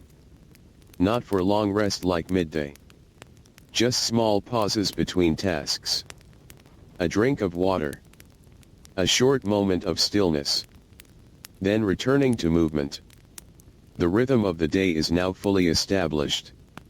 It does not need to be created again. It only needs to continue.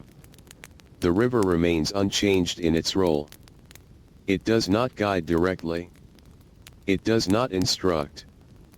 But everything around it follows its presence. The fields depend on its flow.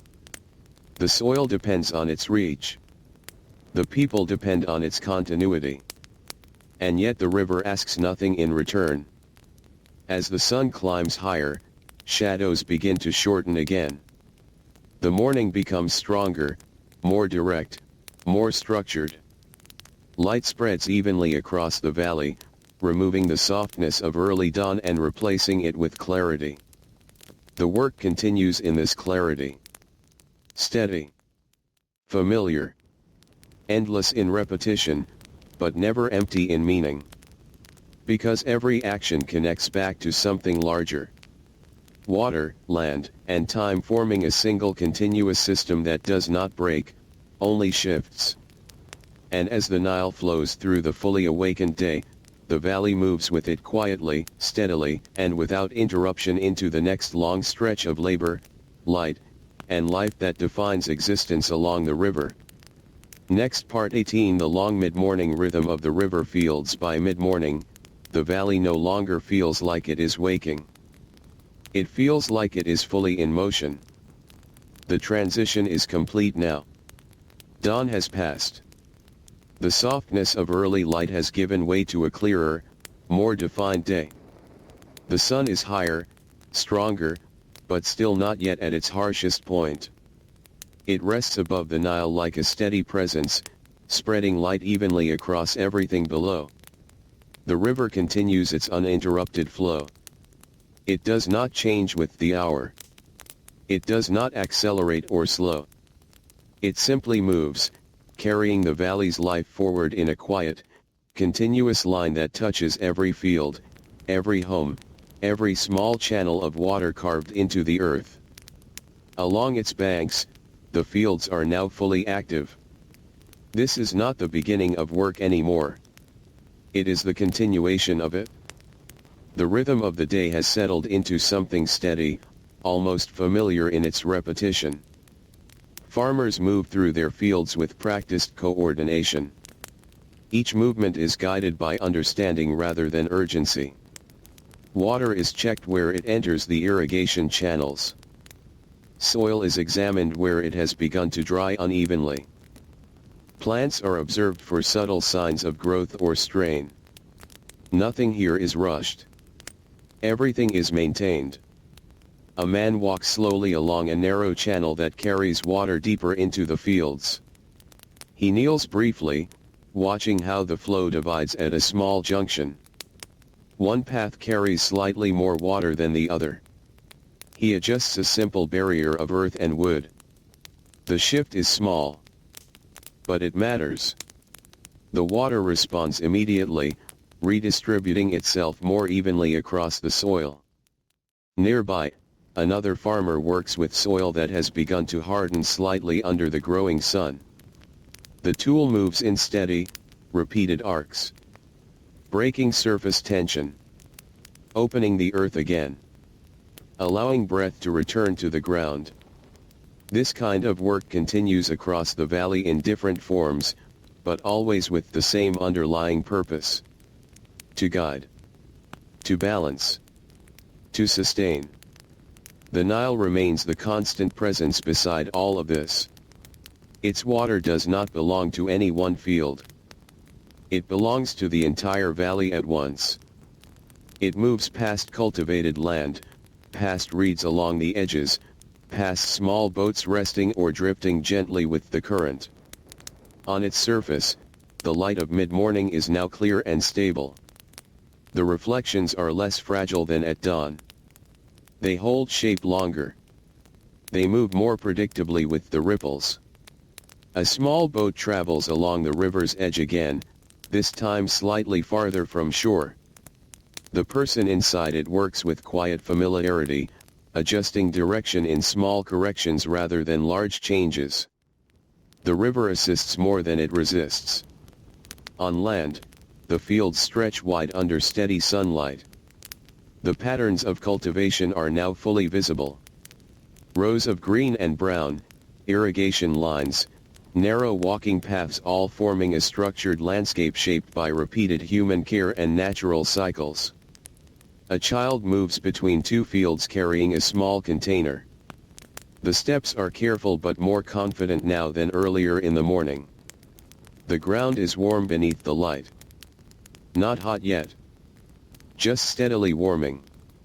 In shaded corners near homes or storage areas, brief pauses still occur. Not long rest. Just short returns to stillness between tasks. A moment to drink water. A moment to breathe without movement. Then back again to the fields. The soundscape of the valley is now fuller than earlier hours. Water moving through channels. Tools working through soil. Occasional voices exchanged across fields. Birds passing overhead or along river edges. Yet even with these layers of sound, there is no sense of chaos. Everything fits into the same rhythm. A rhythm that is not fast or slow, but continuous. The river continues to define that rhythm without changing itself. It remains steady beneath the growing brightness of the day. The sun climbs further now. Shadows shorten again. Light becomes more direct across open fields. The soil begins to show sharper contrast between dry and wet areas. The farmers adjust to this naturally. They shift tasks. They move between shaded and open sections. They respond to the land as it changes through the hour. And as the valley settles into this long mid-morning flow, everything feels aligned once more: water, earth, and human movement all existing within the same quiet structure shaped by the Nile, continuing forward without interruption into the next part of the day. Next part 19. When the sun begins to press on the valley again as the day moves further forward, the light over the Nile begins to change its character once more. It is still morning, but it is no longer gentle morning. The sun has climbed higher now, and its presence becomes more direct, more steady, resting over the valley with a quiet pressure that spreads across fields, water, and earth alike. The river continues without pause. It does not respond to the increasing strength of the sun. It does not change its rhythm or direction.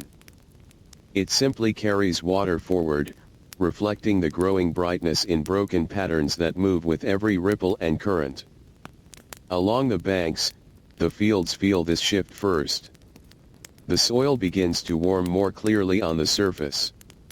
Not yet the heavy heat of midday, but a noticeable change that affects the way movement feels across the land. Farmers adjust naturally to this change. They do not stop. They do not hesitate. They simply shift their rhythm slightly, as they always do when the sun becomes stronger. Work becomes more focused now. Less exploratory. More precise. A man bends over an irrigation channel and studies the flow carefully. The water still moves smoothly, but its interaction with the soil changes subtly as the sun strengthens. He adjusts a small barrier, narrowing the path in one section so the water can spread more evenly into a nearby field. The change is small, but necessary. Nearby, another farmer works along a row of crops that are beginning to respond to the increasing light. Leaves shift slightly in the breeze that still moves through the valley, though more lightly now than earlier hours. The soil beneath them is checked again. Moisture is observed. Distribution is corrected where needed. Everything is attention. Everything is balance.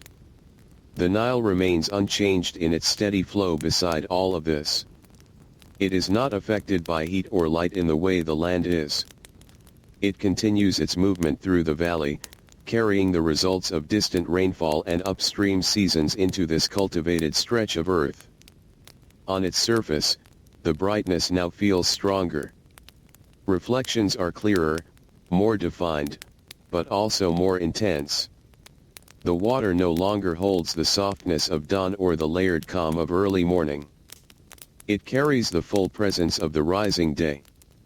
A small boat moves along the river again, its motion slightly more deliberate now as the current and wind interact with greater strength. The person guiding it makes careful adjustments, staying close to the natural direction of the flow. On land, the fields are fully active in this stronger light. Shadows are shorter now, closer to the base of objects. The contrast between light and dark becomes sharper again, revealing textures in the soil and structure in the landscape more clearly. Farmers move between sections of land with steady steps. Some carry tools. Some carry containers of water. Some move only to observe and adjust. Each role is part of the same shared process. Not separated. Not ranked. Just different expressions of the same continuous work. A child walks along a field boundary again, now under stronger sunlight. The ground is warmer beneath the feet. The path is more defined in this light, edges clearer, dust slightly more visible when disturbed. The child pauses briefly near a channel of water, watching how the sunlight reflects on its moving surface. Even this simple moment fits into the rhythm of the day. In shaded areas, brief pauses still occur, but they are shorter now. The pressure of the sun encourages movement, encourages continuation. Not in a harsh way, but in a natural one. Work aligns itself with the strength of light. And the valley responds without resistance. The river continues to anchor everything. It does not grow stronger or weaker with the sun. It remains the same steady flow beneath all changes of light and heat. Fields depend on it more clearly now as the day strengthens. Irrigation becomes more active in response to drying soil. Water is guided with increased attention. Adjustments are made more frequently, but still calmly. Nothing is rushed. Everything is maintained within balance. The soundscape of the valley remains layered but controlled. Water moving. Tools working. Occasional voices exchanging simple information. The distant movement of birds and wind across open spaces. Even as the sun strengthens, the valley does not become chaotic. It becomes more structured, more defined, more active within its familiar rhythm. And as the Nile continues to flow steadily through the strengthening morning, the entire landscape moves with it, fields, water, and people all shaped by the same continuous current of life that carries the day forward without interruption, toward the deeper heat that still waits ahead. Next part 20. Before the heat becomes heavy, there is a point in the late morning when the valley seems to hold its breath again, not in stillness, but in preparation. The sun is higher now, stronger now, and its light spreads across the Nile with a clearer, sharper presence. The river reflects it in long, broken ribbons of brightness that move constantly with the current, never holding a single shape for long. Everything along the banks begins to feel this change. Not suddenly, not dramatically, but steadily, like a weight settling into the air. The fields respond first. Soil that was comfortable in early morning warmth now begins to dry more quickly on the surface. The difference between shaded earth and open earth becomes more noticeable again. Farmers adjust their rhythm without pause. This is not a new challenge. It is a known one. A repeated part of the day's cycle. Work becomes more careful in exposed areas and slightly faster in shaded sections where conditions remain easier. A man kneels near an irrigation channel and watches how the water spreads into a field that has begun to dry unevenly. He does not act immediately. He studies the flow first. Then adjusts a small section of earth to guide the water more evenly across the soil. The change is subtle, but the effect is immediate. The soil darkens again where the water reaches it, reclaiming moisture from the river's steady gift. Nearby, another farmer moves along a row of crops, checking each section with practiced attention. Leaves are touched lightly. Soil is observed closely. The condition of each small area informs the next movement. Nothing here is random. Everything is guided by observation. The Nile remains unchanged beside all of this activity. It does not respond to the growing heat. It does not shift its rhythm. It continues flowing steadily, carrying the valley's needs through its long and unbroken path. On its surface, the light is now strong and clear. Reflections are brighter, sharper, and more direct. The river feels more open under the rising sun, less like a quiet reflection of sky and more like a living surface shaped by both light and movement. A small boat moves along its edge, slightly farther from shore now. Its motion is smooth but deliberate, guided carefully against the stronger interaction of current and wind. The person inside it remains focused on small corrections, allowing the river's strength to assist rather than resist. On land, the fields are fully awake in the growing heat. Shadows are shorter again, closer to the base of objects. The contrast between light and soil becomes stronger, revealing the structure of the land in clear detail. Paths, channels, and rows of crops all appear more defined under the stronger sun. Farmers continue their movement through this light. Not in haste, but with awareness. They know this part of the day. It is not yet the peak of heat, but it is approaching it. And so work adjusts accordingly. Tasks in open fields are done with steady focus. Tasks near shade or water are prioritized where possible. The rhythm of the valley remains intact, but it shifts slightly in response to the sun's growing strength. A child moves carefully along a narrow path between fields. The ground is warmer now, and the air carries more direct heat than earlier hours. Still, the movement is unhurried. Familiar. The landscape is known. The day is understood through repetition, not surprise.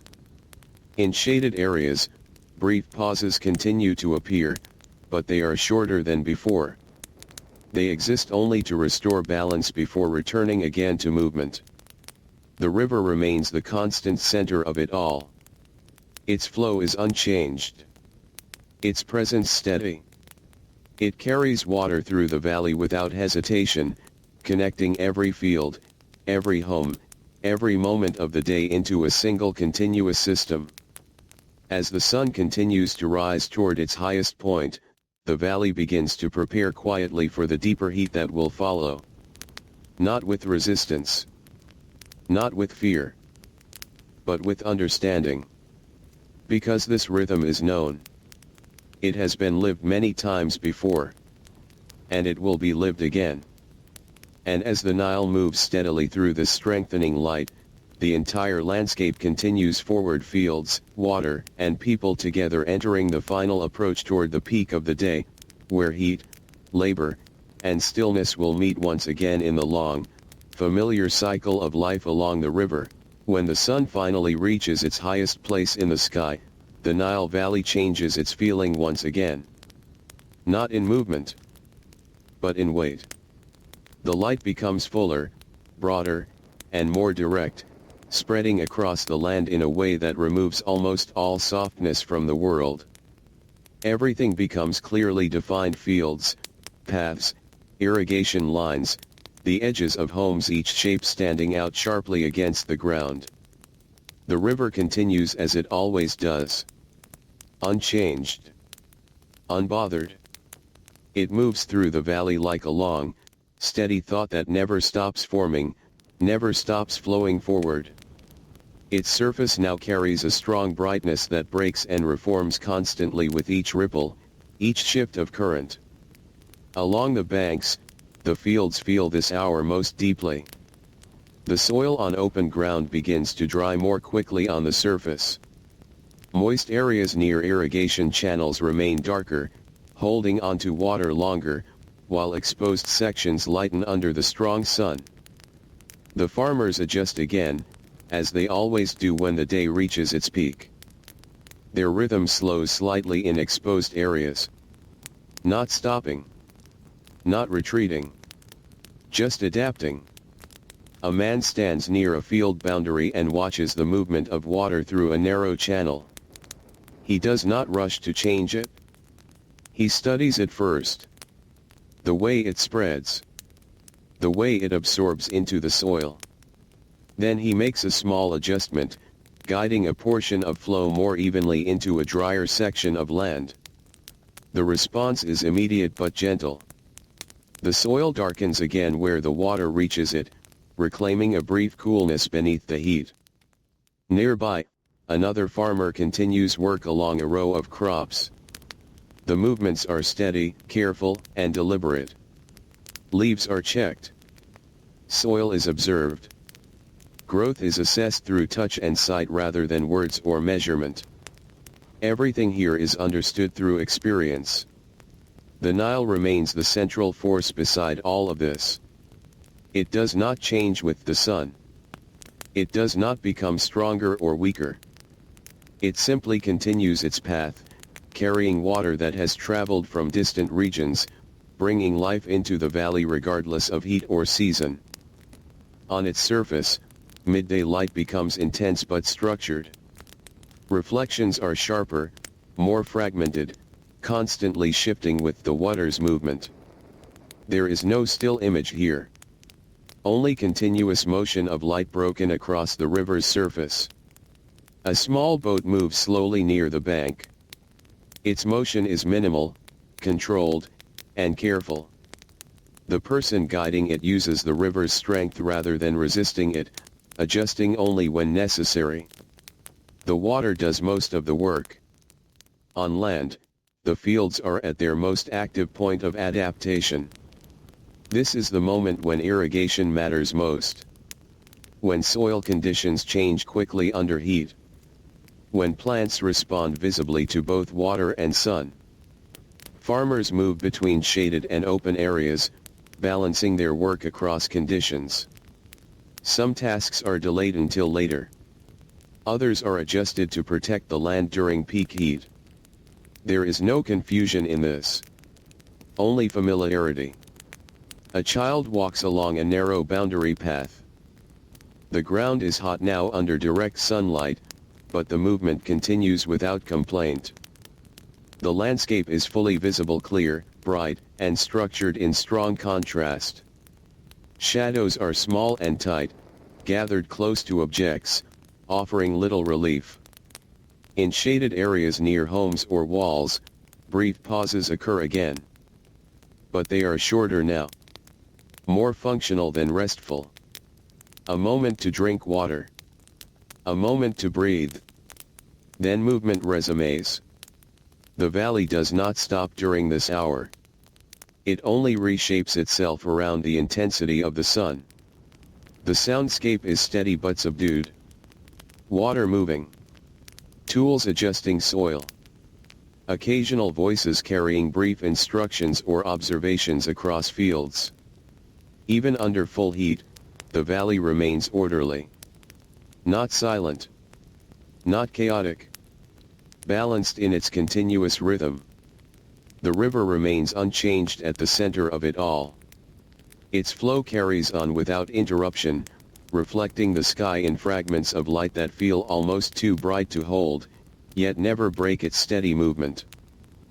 As midday holds the valley in its strongest light, everything continues in careful adaptation: fields, water, and people moving together in a familiar rhythm shaped by necessity, experience, and the constant presence of the Nile, which flows through it all without pause, holding the entire day in motion beneath the unbroken sun.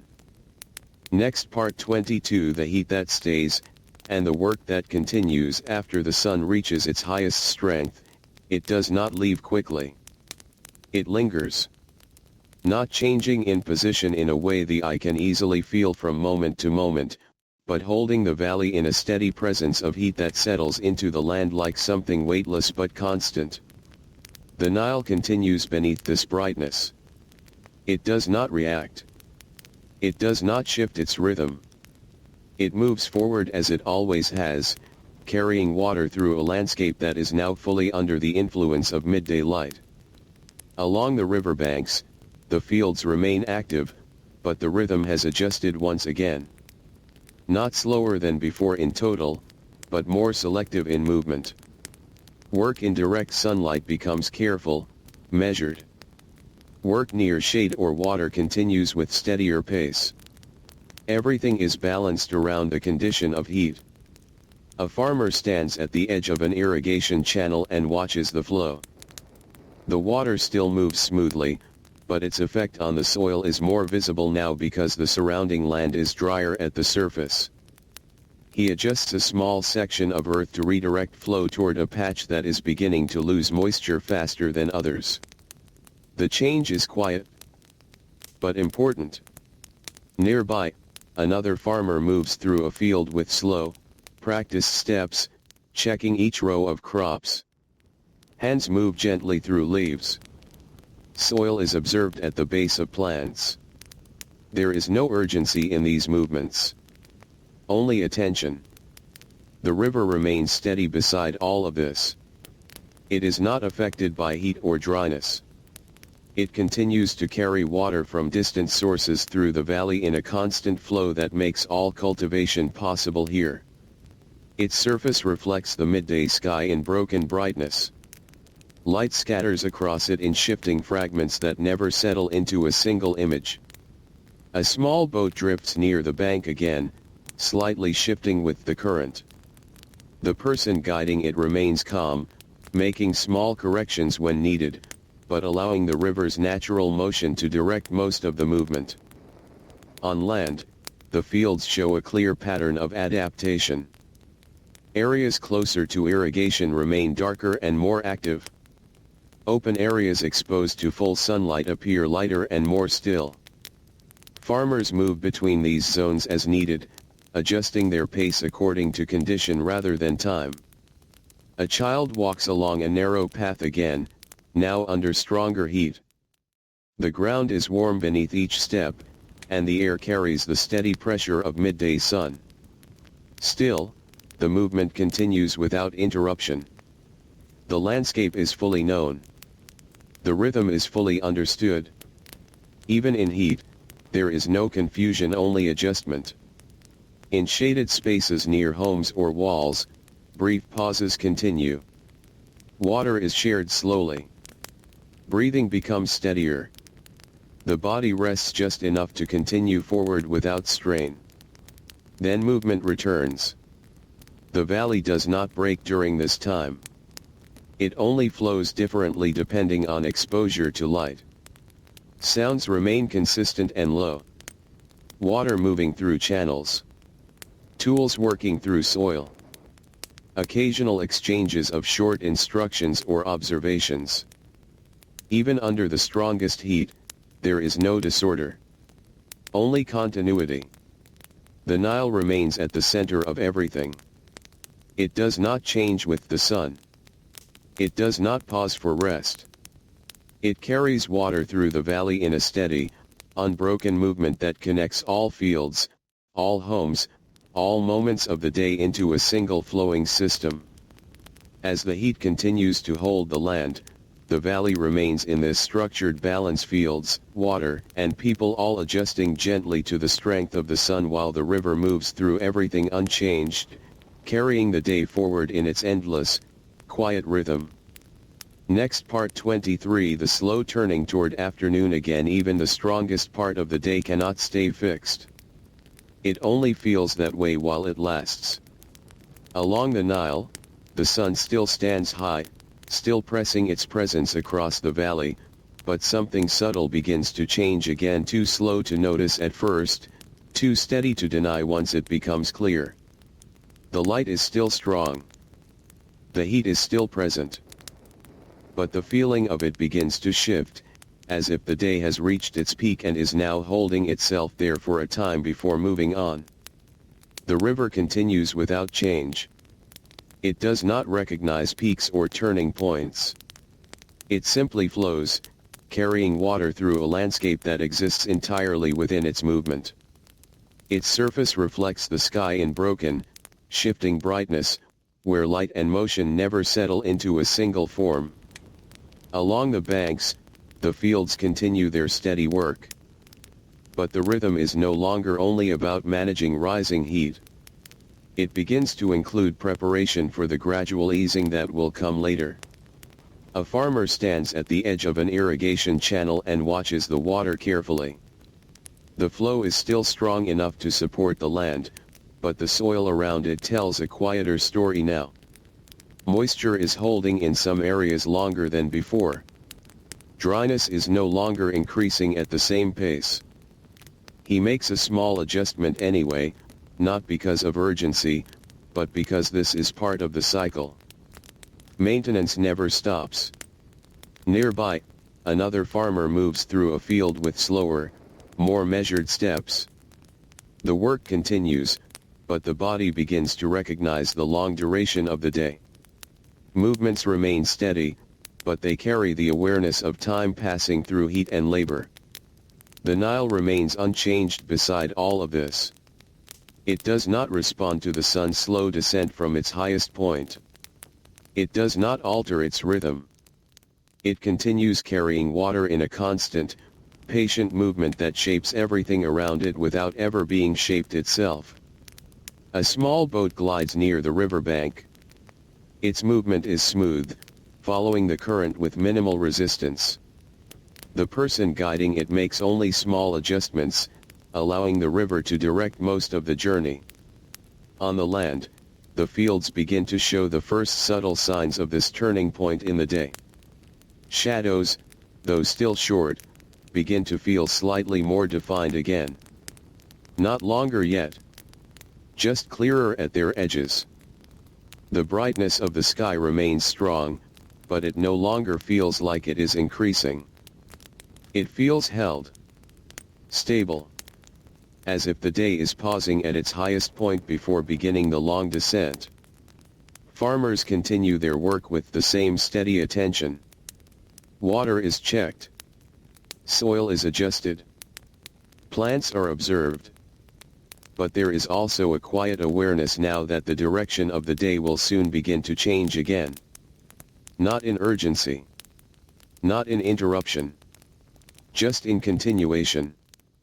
A child moves along a field path once more, now under a sun that feels steady rather than rising. The ground is still warm, still bright, but the sense of increase has softened. Everything feels settled at its peak. In shaded areas, brief pauses remain part of the rhythm. But even these pauses carry a different feeling now. Less about protection from rising heat. More about sustaining energy for the long hours still ahead. The valley remains structured in its flow. Nothing breaks. Nothing pauses completely. Everything continues. Water through channels. Work through fields. Movement through paths shaped by repetition and necessity. The Nile remains the constant thread through all of it. It does not shift with the sun. It does not mark time in visible ways. It simply continues its movement through the valley, connecting every field, every home, every moment of the day into one continuous flow. And as the sun holds its highest position a little longer before its slow descent begins, the entire valley remains in balance, steady, familiar, and quietly turning with the long, gentle rhythm of life along the river that never stops moving. Next part 24. When afternoon begins to feel like a different kind of stillness. Afternoon does not arrive like morning. It does not open the day. It settles into it. Along the Nile, the shift from high midday to afternoon is not marked by any clear moment. There is no visible boundary. Only a slow change in the quality of light, heat, and movement across the valley. The sun remains strong, but it no longer feels like it is rising. It feels like it is holding itself steady, preparing to move downward later, even if that change is still far away. The river continues its endless flow beneath this steady sky. It does not soften or harden with the hour. It remains the same movement of water through land, carrying reflections of brightness that now feel slightly more spread out, less sharp than before. Along the riverbanks, the fields continue their work, but the rhythm has changed again in subtle ways. The urgency of peak heat has passed. What remains is endurance. Sustained attention. Careful continuation. A farmer stands near an irrigation channel, watching the flow with quiet focus. The water still moves steadily, but its interaction with the soil is more balanced now than earlier in the day. Moist and dry areas are closer to equilibrium. He makes a small adjustment to maintain this balance, not because something is wrong, but because this is how the land is kept stable through the long cycle of the day. Nearby, another farmer moves through a field with slower, more grounded steps. The work is no longer only about responding to heat. It is about maintaining what has already been established since morning. Leaves are checked again. Soil is observed again. The same actions, repeated, but with a different feeling, now less about adjustment and more about continuation. The Nile remains unchanged beside all of this. It does not participate in fatigue or rest. It does not enter afternoon or leave morning. It simply flows, carrying water that supports every field, every plant, every moment of work that depends on its presence. On its surface, the light has softened slightly compared to the intensity of midday. Not dimmed. Just less concentrated. The reflections of the sky appear more spread out, less tightly defined, moving continuously with the current. A small boat moves slowly along the river, following a familiar route near the bank. Its movement is steady and controlled, guided by both current and experience. The person inside it makes only minimal adjustments, allowing the river to carry most of the direction. On land, the fields now feel more uniform in their activity. There are fewer sharp contrasts between dry and wet areas than earlier in the day. The irrigation system has done its work through the strongest heat. Now it maintains balance rather than constant correction. Farmers move through this space with a rhythm that is slower than morning but steadier than early heat. Not tired.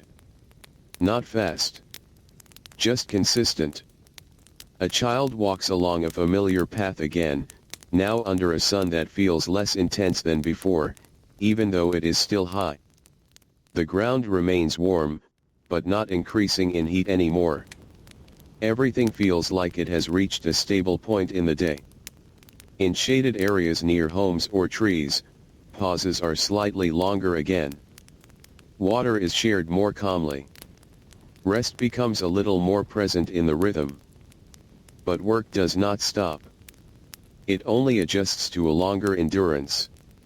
The sound of the valley remains steady and layered. Water through channels. Tools across soil. Occasional voices carrying short exchanges of understanding between fields. Even in this long afternoon, there is no sense of disorder. Only continuity shaped by repetition and experience. The Nile remains the center of it all. It does not mark afternoon differently from morning or midday. It simply continues its flow through the valley, unchanged in direction, unchanged in patience, connecting every moment of the day into a single, unbroken movement. And as the afternoon settles more deeply into its own quiet rhythm, the valley continues forward, fields, water, and people moving together in steady alignment under the sun that has stopped rising and begun its long, almost invisible turn toward evening. Next, part 25, the valley that learns to breathe in the afternoon heat. As afternoon settles more fully over the Nile Valley, the feeling of the land changes again, but in a way that is almost too slow to notice. It is not a change in activity. It is a change in weight. The sun is still high, still steady, but the sharp edge of midday intensity begins to soften into something more continuous. The heat remains, yet it no longer grows. It simply exists, filling the space between sky and earth in a steady presence. The river continues beneath it all. It does not adjust. It does not ease or intensify. It moves forward in the same patient flow, carrying the valley's life through every passing hour. Its surface now reflects a sky that feels broader, less concentrated than before. The light is still bright, but it spreads more gently across the water, moving in long, shifting patterns that never settle. Along the banks, the fields continue their steady rhythm. But the feeling of labor has changed slightly again. Morning was beginning. Midday was adjustment. Afternoon becomes endurance. A farmer stands at the edge of an irrigation channel, watching the flow without urgency. The water is steady, balanced, and now more familiar in its behavior after hours of adjustment earlier in the day. He does not need to correct it as often anymore. Instead, he observes. This observation itself is part of the work. Nearby, another farmer moves through a field with slower, grounded motion. The body understands the long stretch of the day now.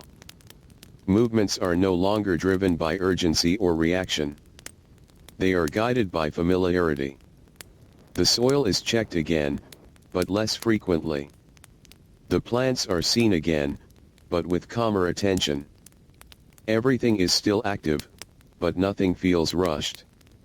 The Nile remains unchanged beside all of this.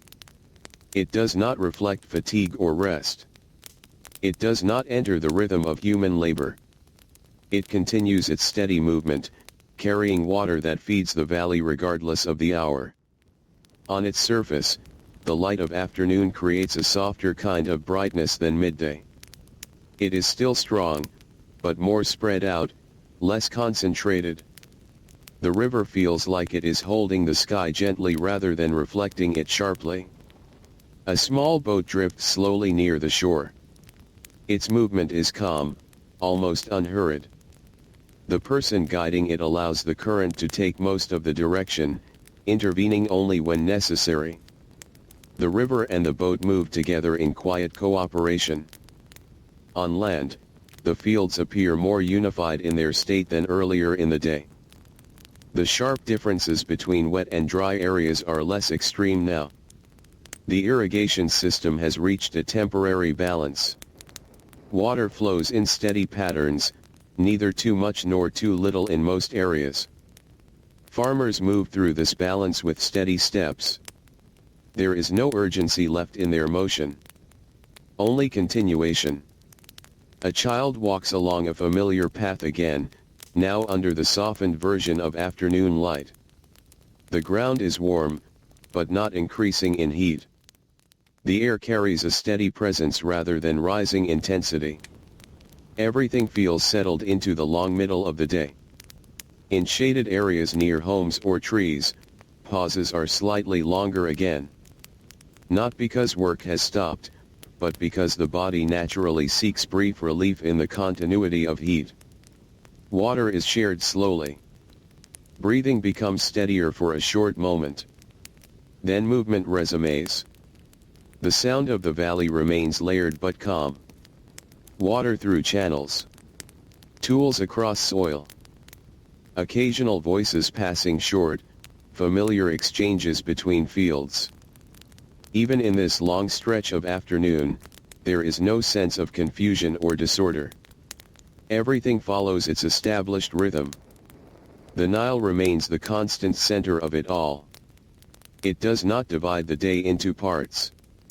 It does not recognize transitions.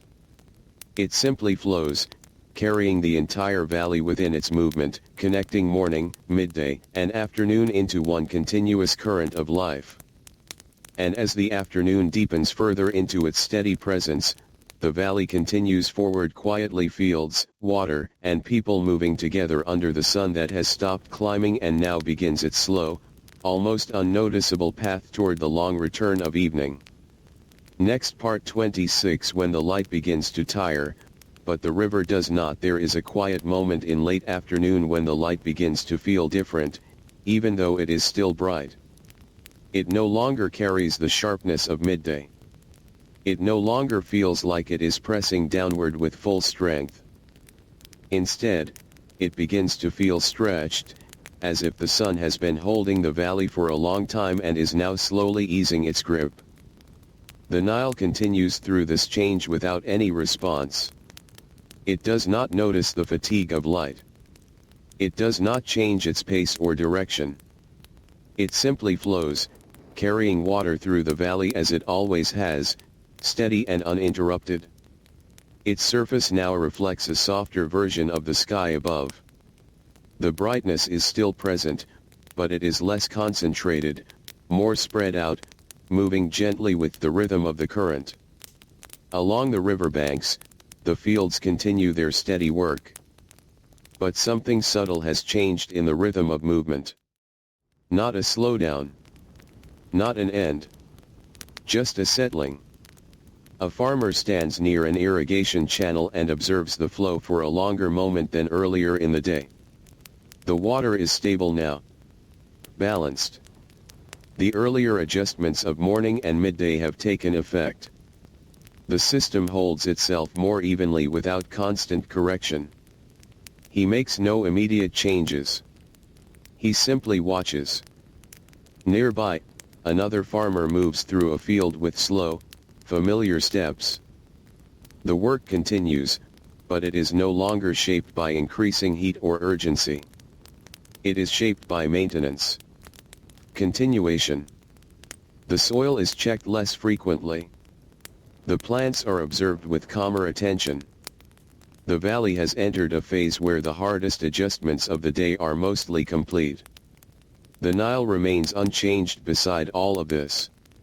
It carries the same water it carried in the morning, the same flow that passed through night and dawn.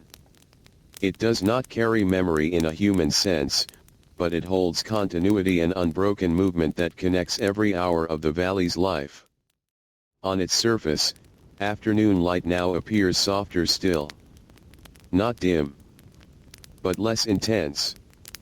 The reflections of the sky stretch longer across the water, broken gently by ripples that move in steady rhythm. A small boat drifts near the shore again. Its movement is minimal. The person inside it makes only occasional adjustments, allowing the river's current to guide most of the direction. The motion feels almost like part of the river itself rather than something separate. On land, the fields begin to show the first subtle signs of approaching evening, though it is still far away. Shadows are slightly more noticeable now than they were at the peak of the day. Not long yet, but present. The light feels less vertical and more angled, beginning its slow descent even if the sun is still high. Farmers continue moving through this changing light with steady familiarity. There is no break in work. Only a gradual shift in feeling. Tasks continue where they are needed. Water is still guided where it is required. Soil is still checked where it responds to heat and moisture. But the energy behind these actions is now more sustained than reactive. A child walks along a familiar field path again, now noticing that the sun feels slightly different on the skin, not stronger, not weaker, but simply less direct than earlier hours. The ground remains warm, but the sense of increasing heat has ended. Everything feels settled into a long, steady stretch of the day. In shaded areas near homes or trees, pauses become slightly more present again. Not longer in a dramatic way. Just naturally more frequent. Water is shared. Breathing is steadied. Then movement resumes. The valley does not stop. It only adjusts its rhythm as the day continues to unfold. The soundscape remains consistent. Water flowing through channels. Tools moving through soil. Occasional voices passing simple exchanges of understanding across fields. There is no disorder in these sounds. Only the layered continuity of daily life. And through it all, the Nile remains the quiet center. Unchanged. Unhurried. It carries the valley through every hour, connecting morning, midday, and afternoon into one continuous movement that never breaks, never pauses, never forgets its direction. As the light begins its slow, almost invisible shift toward evening, the valley continues its steady rhythm, fields, water, and people moving together beneath the sun that no longer rises, but now gently prepares the world for its long return toward night. Next, part 27. The first feeling of evening returning to the river. Even before the sun lowers in any visible way, the valley begins to sense evening. It is not something that can be clearly pointed to in the sky at first. It is something that appears in the quality of light, in the way shadows begin to stretch slightly longer, in the way the heat stops growing and instead begins to slowly release its hold. The Nile continues as it always does. It does not shift for evening. It does not prepare or retreat. It simply flows forward, carrying the same steady movement through a changing sky. Its surface now holds a different kind of reflection than earlier in the day. Midday light was sharp and broken. Afternoon light was soft and wide. Now, there is a faint suggestion of depth returning to the water, as if the brightness is beginning to thin and allow space for shadow to reappear. Along the riverbanks, the fields continue their work, but the rhythm has changed again in subtle ways. Not slower in a dramatic sense, but more measured. More aware of time passing beyond the peak of heat. A farmer stands near an irrigation channel and watches the water flow for a longer moment. The system is stable now. The earlier adjustments of the day have settled into balance. He does not need to correct as often. Instead, he observes how the land is holding moisture as the day begins its slow descent. Nearby, another farmer moves through a field with steady, familiar motion. The work continues, but it now carries the awareness that the strongest part of the day is behind them. Soil is still checked. Plants are still observed. Water is still guided where needed. But everything feels more like maintenance than response. The Nile remains unchanged beside all of this. It carries the same water, the same flow, the same direction it has carried since morning. It does not measure the passing of hours. It only continues. On its surface, the reflection of the sky becomes slightly less intense. Not dark. Not dim. But softened in a way that suggests transition. A small boat moves slowly near the bank. Its motion is calm and controlled, following the river's current with minimal effort. The person inside it makes only small adjustments, letting the river guide most of the movement. On land, the fields begin to show the earliest visible signs of evening shift. Shadows stretch a little farther than before. Not long yet, but clearly lengthening. The light is no longer at its strongest angle. It begins to feel more directional, less overhead, more slanted across the landscape. Farmers continue working through this shift with familiar patience. There is no urgency. No rush. Only awareness. The day is moving forward into its final stage, but work does not stop yet. It simply adapts again. A child walks along a narrow path between fields, now noticing the slight change in the way light touches the ground. The warmth remains, but it is no longer increasing. The valley feels steady again, but in a different way than midday steadiness. This is the steadiness of decline, of easing, of gradual release. In shaded areas near homes or trees, pauses become slightly more frequent again. Water is shared. Breathing slows for a moment. The body rests briefly before returning to movement. The valley does not break its rhythm. It only shifts within it. The sound of the river remains constant beneath everything. Water moving through channels. Tools working across soil. Soft voices exchanging brief, familiar words between fields. Even as the light begins its slow turn toward evening, there is no disruption in the life of the valley. Only continuation shaped by time. The Nile remains the center of it all. Unchanged. Unmoving in purpose, though always moving in form. It connects every part of the day into a single flow that carries morning into afternoon and now gently begins carrying afternoon toward evening. And as this first true feeling of evening settles quietly over the valley, everything continues: fields, water, and people moving together beneath a sky that is slowly beginning to let the day go. Evening does not arrive all at once along the Nile. It begins as a soft loosening. A gradual easing in the light, as if the sky itself is no longer holding the valley with the same strength it carried at midday. The sun is still above the horizon, still present, but its influence feels different now. Less direct. Less pressing. More distant, even while still bright. The Nile continues its steady movement beneath this change. It does not respond to the shift in light. It does not slow or quicken. It flows as it always has, carrying water through the valley in a continuous line that never breaks, never hesitates, never changes direction. Its surface now reflects a softer version of the sky. The brightness is no longer sharp or concentrated. It stretches across the water in wider, calmer patterns, broken gently by ripples that feel slower in appearance even though the current remains the same. Along the banks, the fields continue their work, but the rhythm has entered a quieter stage. The strongest demands of the day are now behind them.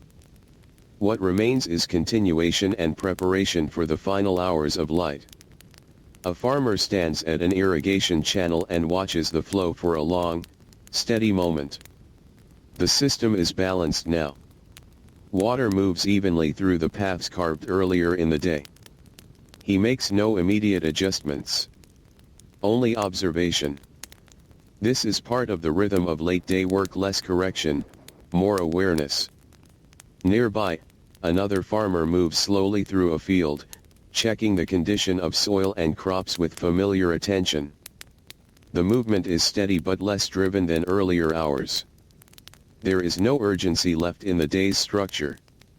Only maintenance. Only care. The Nile remains unchanged beside all of this. It continues carrying water from distant regions through the valley, unaffected by the sun's slow descent. It does not mark time in visible ways. It only continues its flow, linking every hour together into one continuous movement. On its surface, the reflections of the sky begin to feel more open, less intense. The light is still present, but it no longer dominates the water. Instead, it spreads gently across it, allowing space for deeper tones to begin returning in small traces. A small boat moves along the river near the shore. Its motion is calm, steady, almost unhurried. The person guiding it relies more on the current now, making only small corrections when necessary.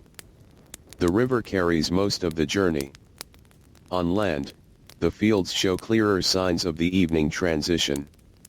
Shadows are longer now, extending across soil and paths in ways that were not present earlier in the day. The light is no longer overhead in the same way. It begins to angle more noticeably, touching the land differently than before. Farmers continue their movement through this change without disruption. Tasks are still completed. Water is still guided. Soil is still checked. But the feeling of the day has shifted into its final stretch. A child walks along a narrow path between fields, noticing how the ground now holds longer shadows beside their steps. The warmth of the soil remains, but the sense of increasing heat has ended completely. The valley feels quieter in its energy, though not in sound. In shaded areas near homes or trees, pauses are more frequent again. Water is shared slowly. Rest comes in brief moments. Then movement resumes. The rhythm of the valley remains intact, only adjusted to the softening of the day. The soundscape continues in its steady layers. Water through channels. Tools across soil. Occasional voices carrying short exchanges of understanding. Even as evening begins to take shape, there is no break in life. Only transition. The Nile remains the constant thread through it all. Unchanging in direction, unchanging in purpose. It carries the valley forward through every stage of the day, from morning's first light to the beginning of evening's return. And as the sun continues its slow descent, the valley moves with it, fields, water, and people together in a quiet, continuous rhythm that begins to soften the world in preparation for night. Next part 29. When shadows begin to stretch across the fields as evening moves deeper into the valley, shadows begin to change in a way that is easy to notice, even without looking for it. They are no longer short and gathered close to the base of things. Now they stretch. Slowly. Quietly. Across soil, across paths, across the narrow spaces between irrigation channels. The Nile continues its steady flow through this change.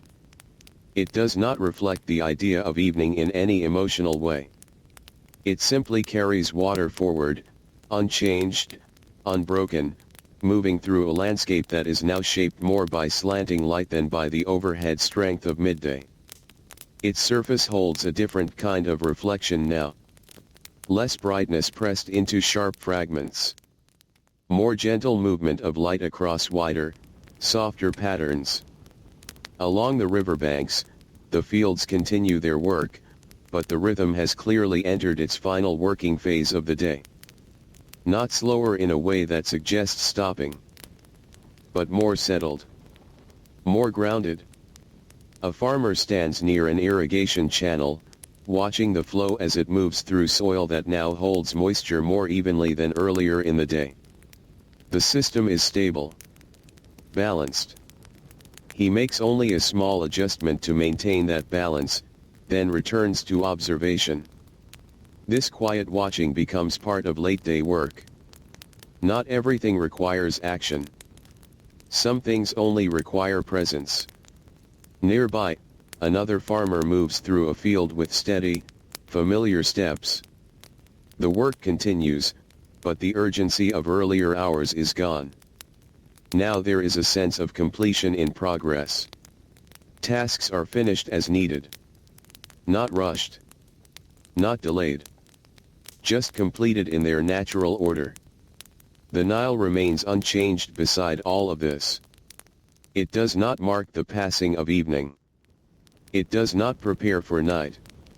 It simply continues flowing, carrying water through the valley as it has done since morning, connecting every moment into a single continuous movement.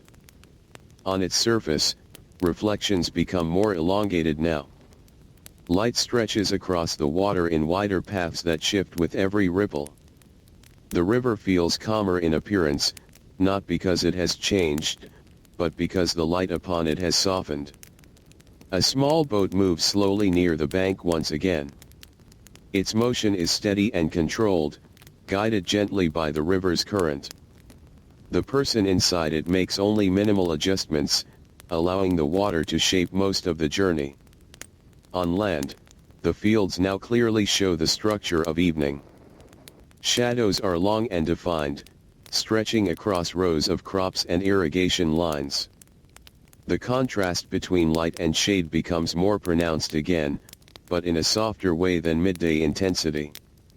Everything feels stretched, as if the day itself is lengthening in its final moments. Farmers continue their movement through this changing light. Water is still guided where needed. Soil is still observed where attention is required. But the rhythm is now fully in its evening form, steady, calm, and gradually easing toward rest. A child walks along a familiar field path, now noticing how the light touches the ground at a lower angle. The warmth remains, but it is no longer rising. It is beginning to release. The valley feels quieter in its energy, though not in sound. In shaded areas near homes or trees, pauses become more natural and slightly longer again. Water is shared. Breathing slows briefly. The body rests before returning to final tasks of the day. The soundscape remains continuous. Water through channels. Tools across soil. Soft exchanges of words between fields, shorter now, more functional. Evening does not bring silence yet. It brings completion in motion. The Nile remains the constant center of it all. Unchanging. Unhurried. It continues carrying the valley forward through this final stage of daylight, linking all movement, all labor, all quiet pauses into one unbroken flow. And as shadows continue to stretch across the fields and the light begins its slow descent toward the horizon, the valley moves gently with it, fields, water, and people together, entering the calm final stretch of the day before night begins to return once again. Next, part 30. When the river holds the last strong light of day, there is a quiet moment in late evening when the valley feels like it is holding something between presence and release. The sun is still above the horizon, but it no longer feels centered in the sky. Its light stretches outward in long, angled paths, touching the Nile and the fields in a softer, more extended way. The river continues its movement without change. It does not slow for evening. It does not prepare for night. It simply flows forward, carrying water through a landscape that is now fully shaped by the descending light. Its surface reflects this change clearly. The brightness is no longer concentrated in sharp patterns. Instead, it spreads across the water in long, gentle streaks that move with every ripple of the current. Along the banks, the fields continue their final working rhythm of the day. This is not the beginning of labor. Not the peak. Not the early adjustment. It is the continuation toward completion. A farmer stands at the edge of an irrigation channel and observes the water for a long moment. The flow is steady, balanced. The adjustments made earlier in the day have settled fully into the land. He does not need to intervene often now, only to confirm that everything remains in place as evening approaches. Nearby, another farmer moves slowly through a field, checking the final sections that still require attention before work begins to wind down. The movement is unhurried, but precise. Leaves are touched gently. Soil is observed briefly. Small corrections are made only if necessary. The Nile remains unchanged beside all of this. It does not mark evening. It does not change its role. It continues carrying water from distant lands through the valley, a constant presence beneath every hour of the day. On its surface, the reflections of the sky are now long and softened. Light stretches across the water in extended forms that shift slowly with the river's movement. The sense of brightness is still present, but it no longer dominates the scene. It feels like something gradually being released. A small boat moves near the bank again. Its motion is calm and steady, guided mostly by the current. The person inside it makes only minimal corrections, relying on the river's natural path to carry the journey forward. On land, the fields now clearly belong to evening. Shadows are long and wide, stretching across soil, paths, and irrigation lines. The light is angled low, giving the entire landscape a stretched, quiet appearance. Everything feels extended in time, as if the day is taking one final slow breath before releasing itself into night. Farmers continue their movement through this space with steady familiarity. Work is not yet finished, but it is approaching completion. Water is still guided where needed. Soil is still checked where necessary. But the sense of urgency has fully disappeared. What remains is closure through continuity. A child walks along a narrow field path, now noticing how the long shadows shift with each step. The ground remains warm, but the heat of the day is no longer increasing. It is fading slowly, evenly, without resistance. In shaded areas near homes or trees, pauses are now more natural and longer. Water is shared quietly. Rest is taken briefly. Then movement resumes for final tasks. The valley does not stop. It only eases. The soundscape remains steady but softened. Water flowing through channels. Tools working more slowly across soil. Fewer voices now, and those that remain are quieter, more measured. Evening brings no sudden silence. It brings gradual release. And through it all, the Nile remains the constant thread. Unchanging. Unbroken. It carries the valley through this final strong light of the day, connecting every field, every home, every moment of labor into a single continuous flow that does not end with the sun, but continues beyond it. As the light begins its final descent toward the horizon, the valley moves with it, fields, water, and people together, entering the last calm stretch of the day before night returns once again to rest upon the river. Next, part 31. When the valley begins to put the day away as the sun lowers further, the Nile Valley begins to feel like it is gently setting the day down, piece by piece. Not in a sudden way, but in small, quiet completions that happen across the land at the same time. The light is now softer, stretched thin across the river and fields, touching everything at a lower angle. The brightness is still there, but it no longer fills the space in the same way it did earlier. The Nile continues its steady movement through this change. It does not slow for evening. It does not prepare for night. It simply carries water forward, as it always has, through every hour that the sky offers above it. Its surface now reflects the sky in long, fading paths of light. Each ripple gently reshapes those reflections, making the river feel like it is holding both brightness and shadow at once. Along the banks, the fields are now in their closing rhythm of work. This is not the beginning of the day. It is not the peak. It is the winding down. A farmer stands at an irrigation channel for a final long check. The water still flows steadily through the system, but now it feels more settled than earlier in the day. The balance between dry and wet areas has been maintained through hours of careful adjustment. He does not make large changes anymore. Only small confirmations. Nearby, another farmer moves slowly through a field, finishing the last observations of crops under the evening light. The work is careful, but no longer urgent. It is the kind of attention that closes the day rather than shapes it. The Nile remains unchanged beside all of this. It does not acknowledge endings. It does not shift with completion.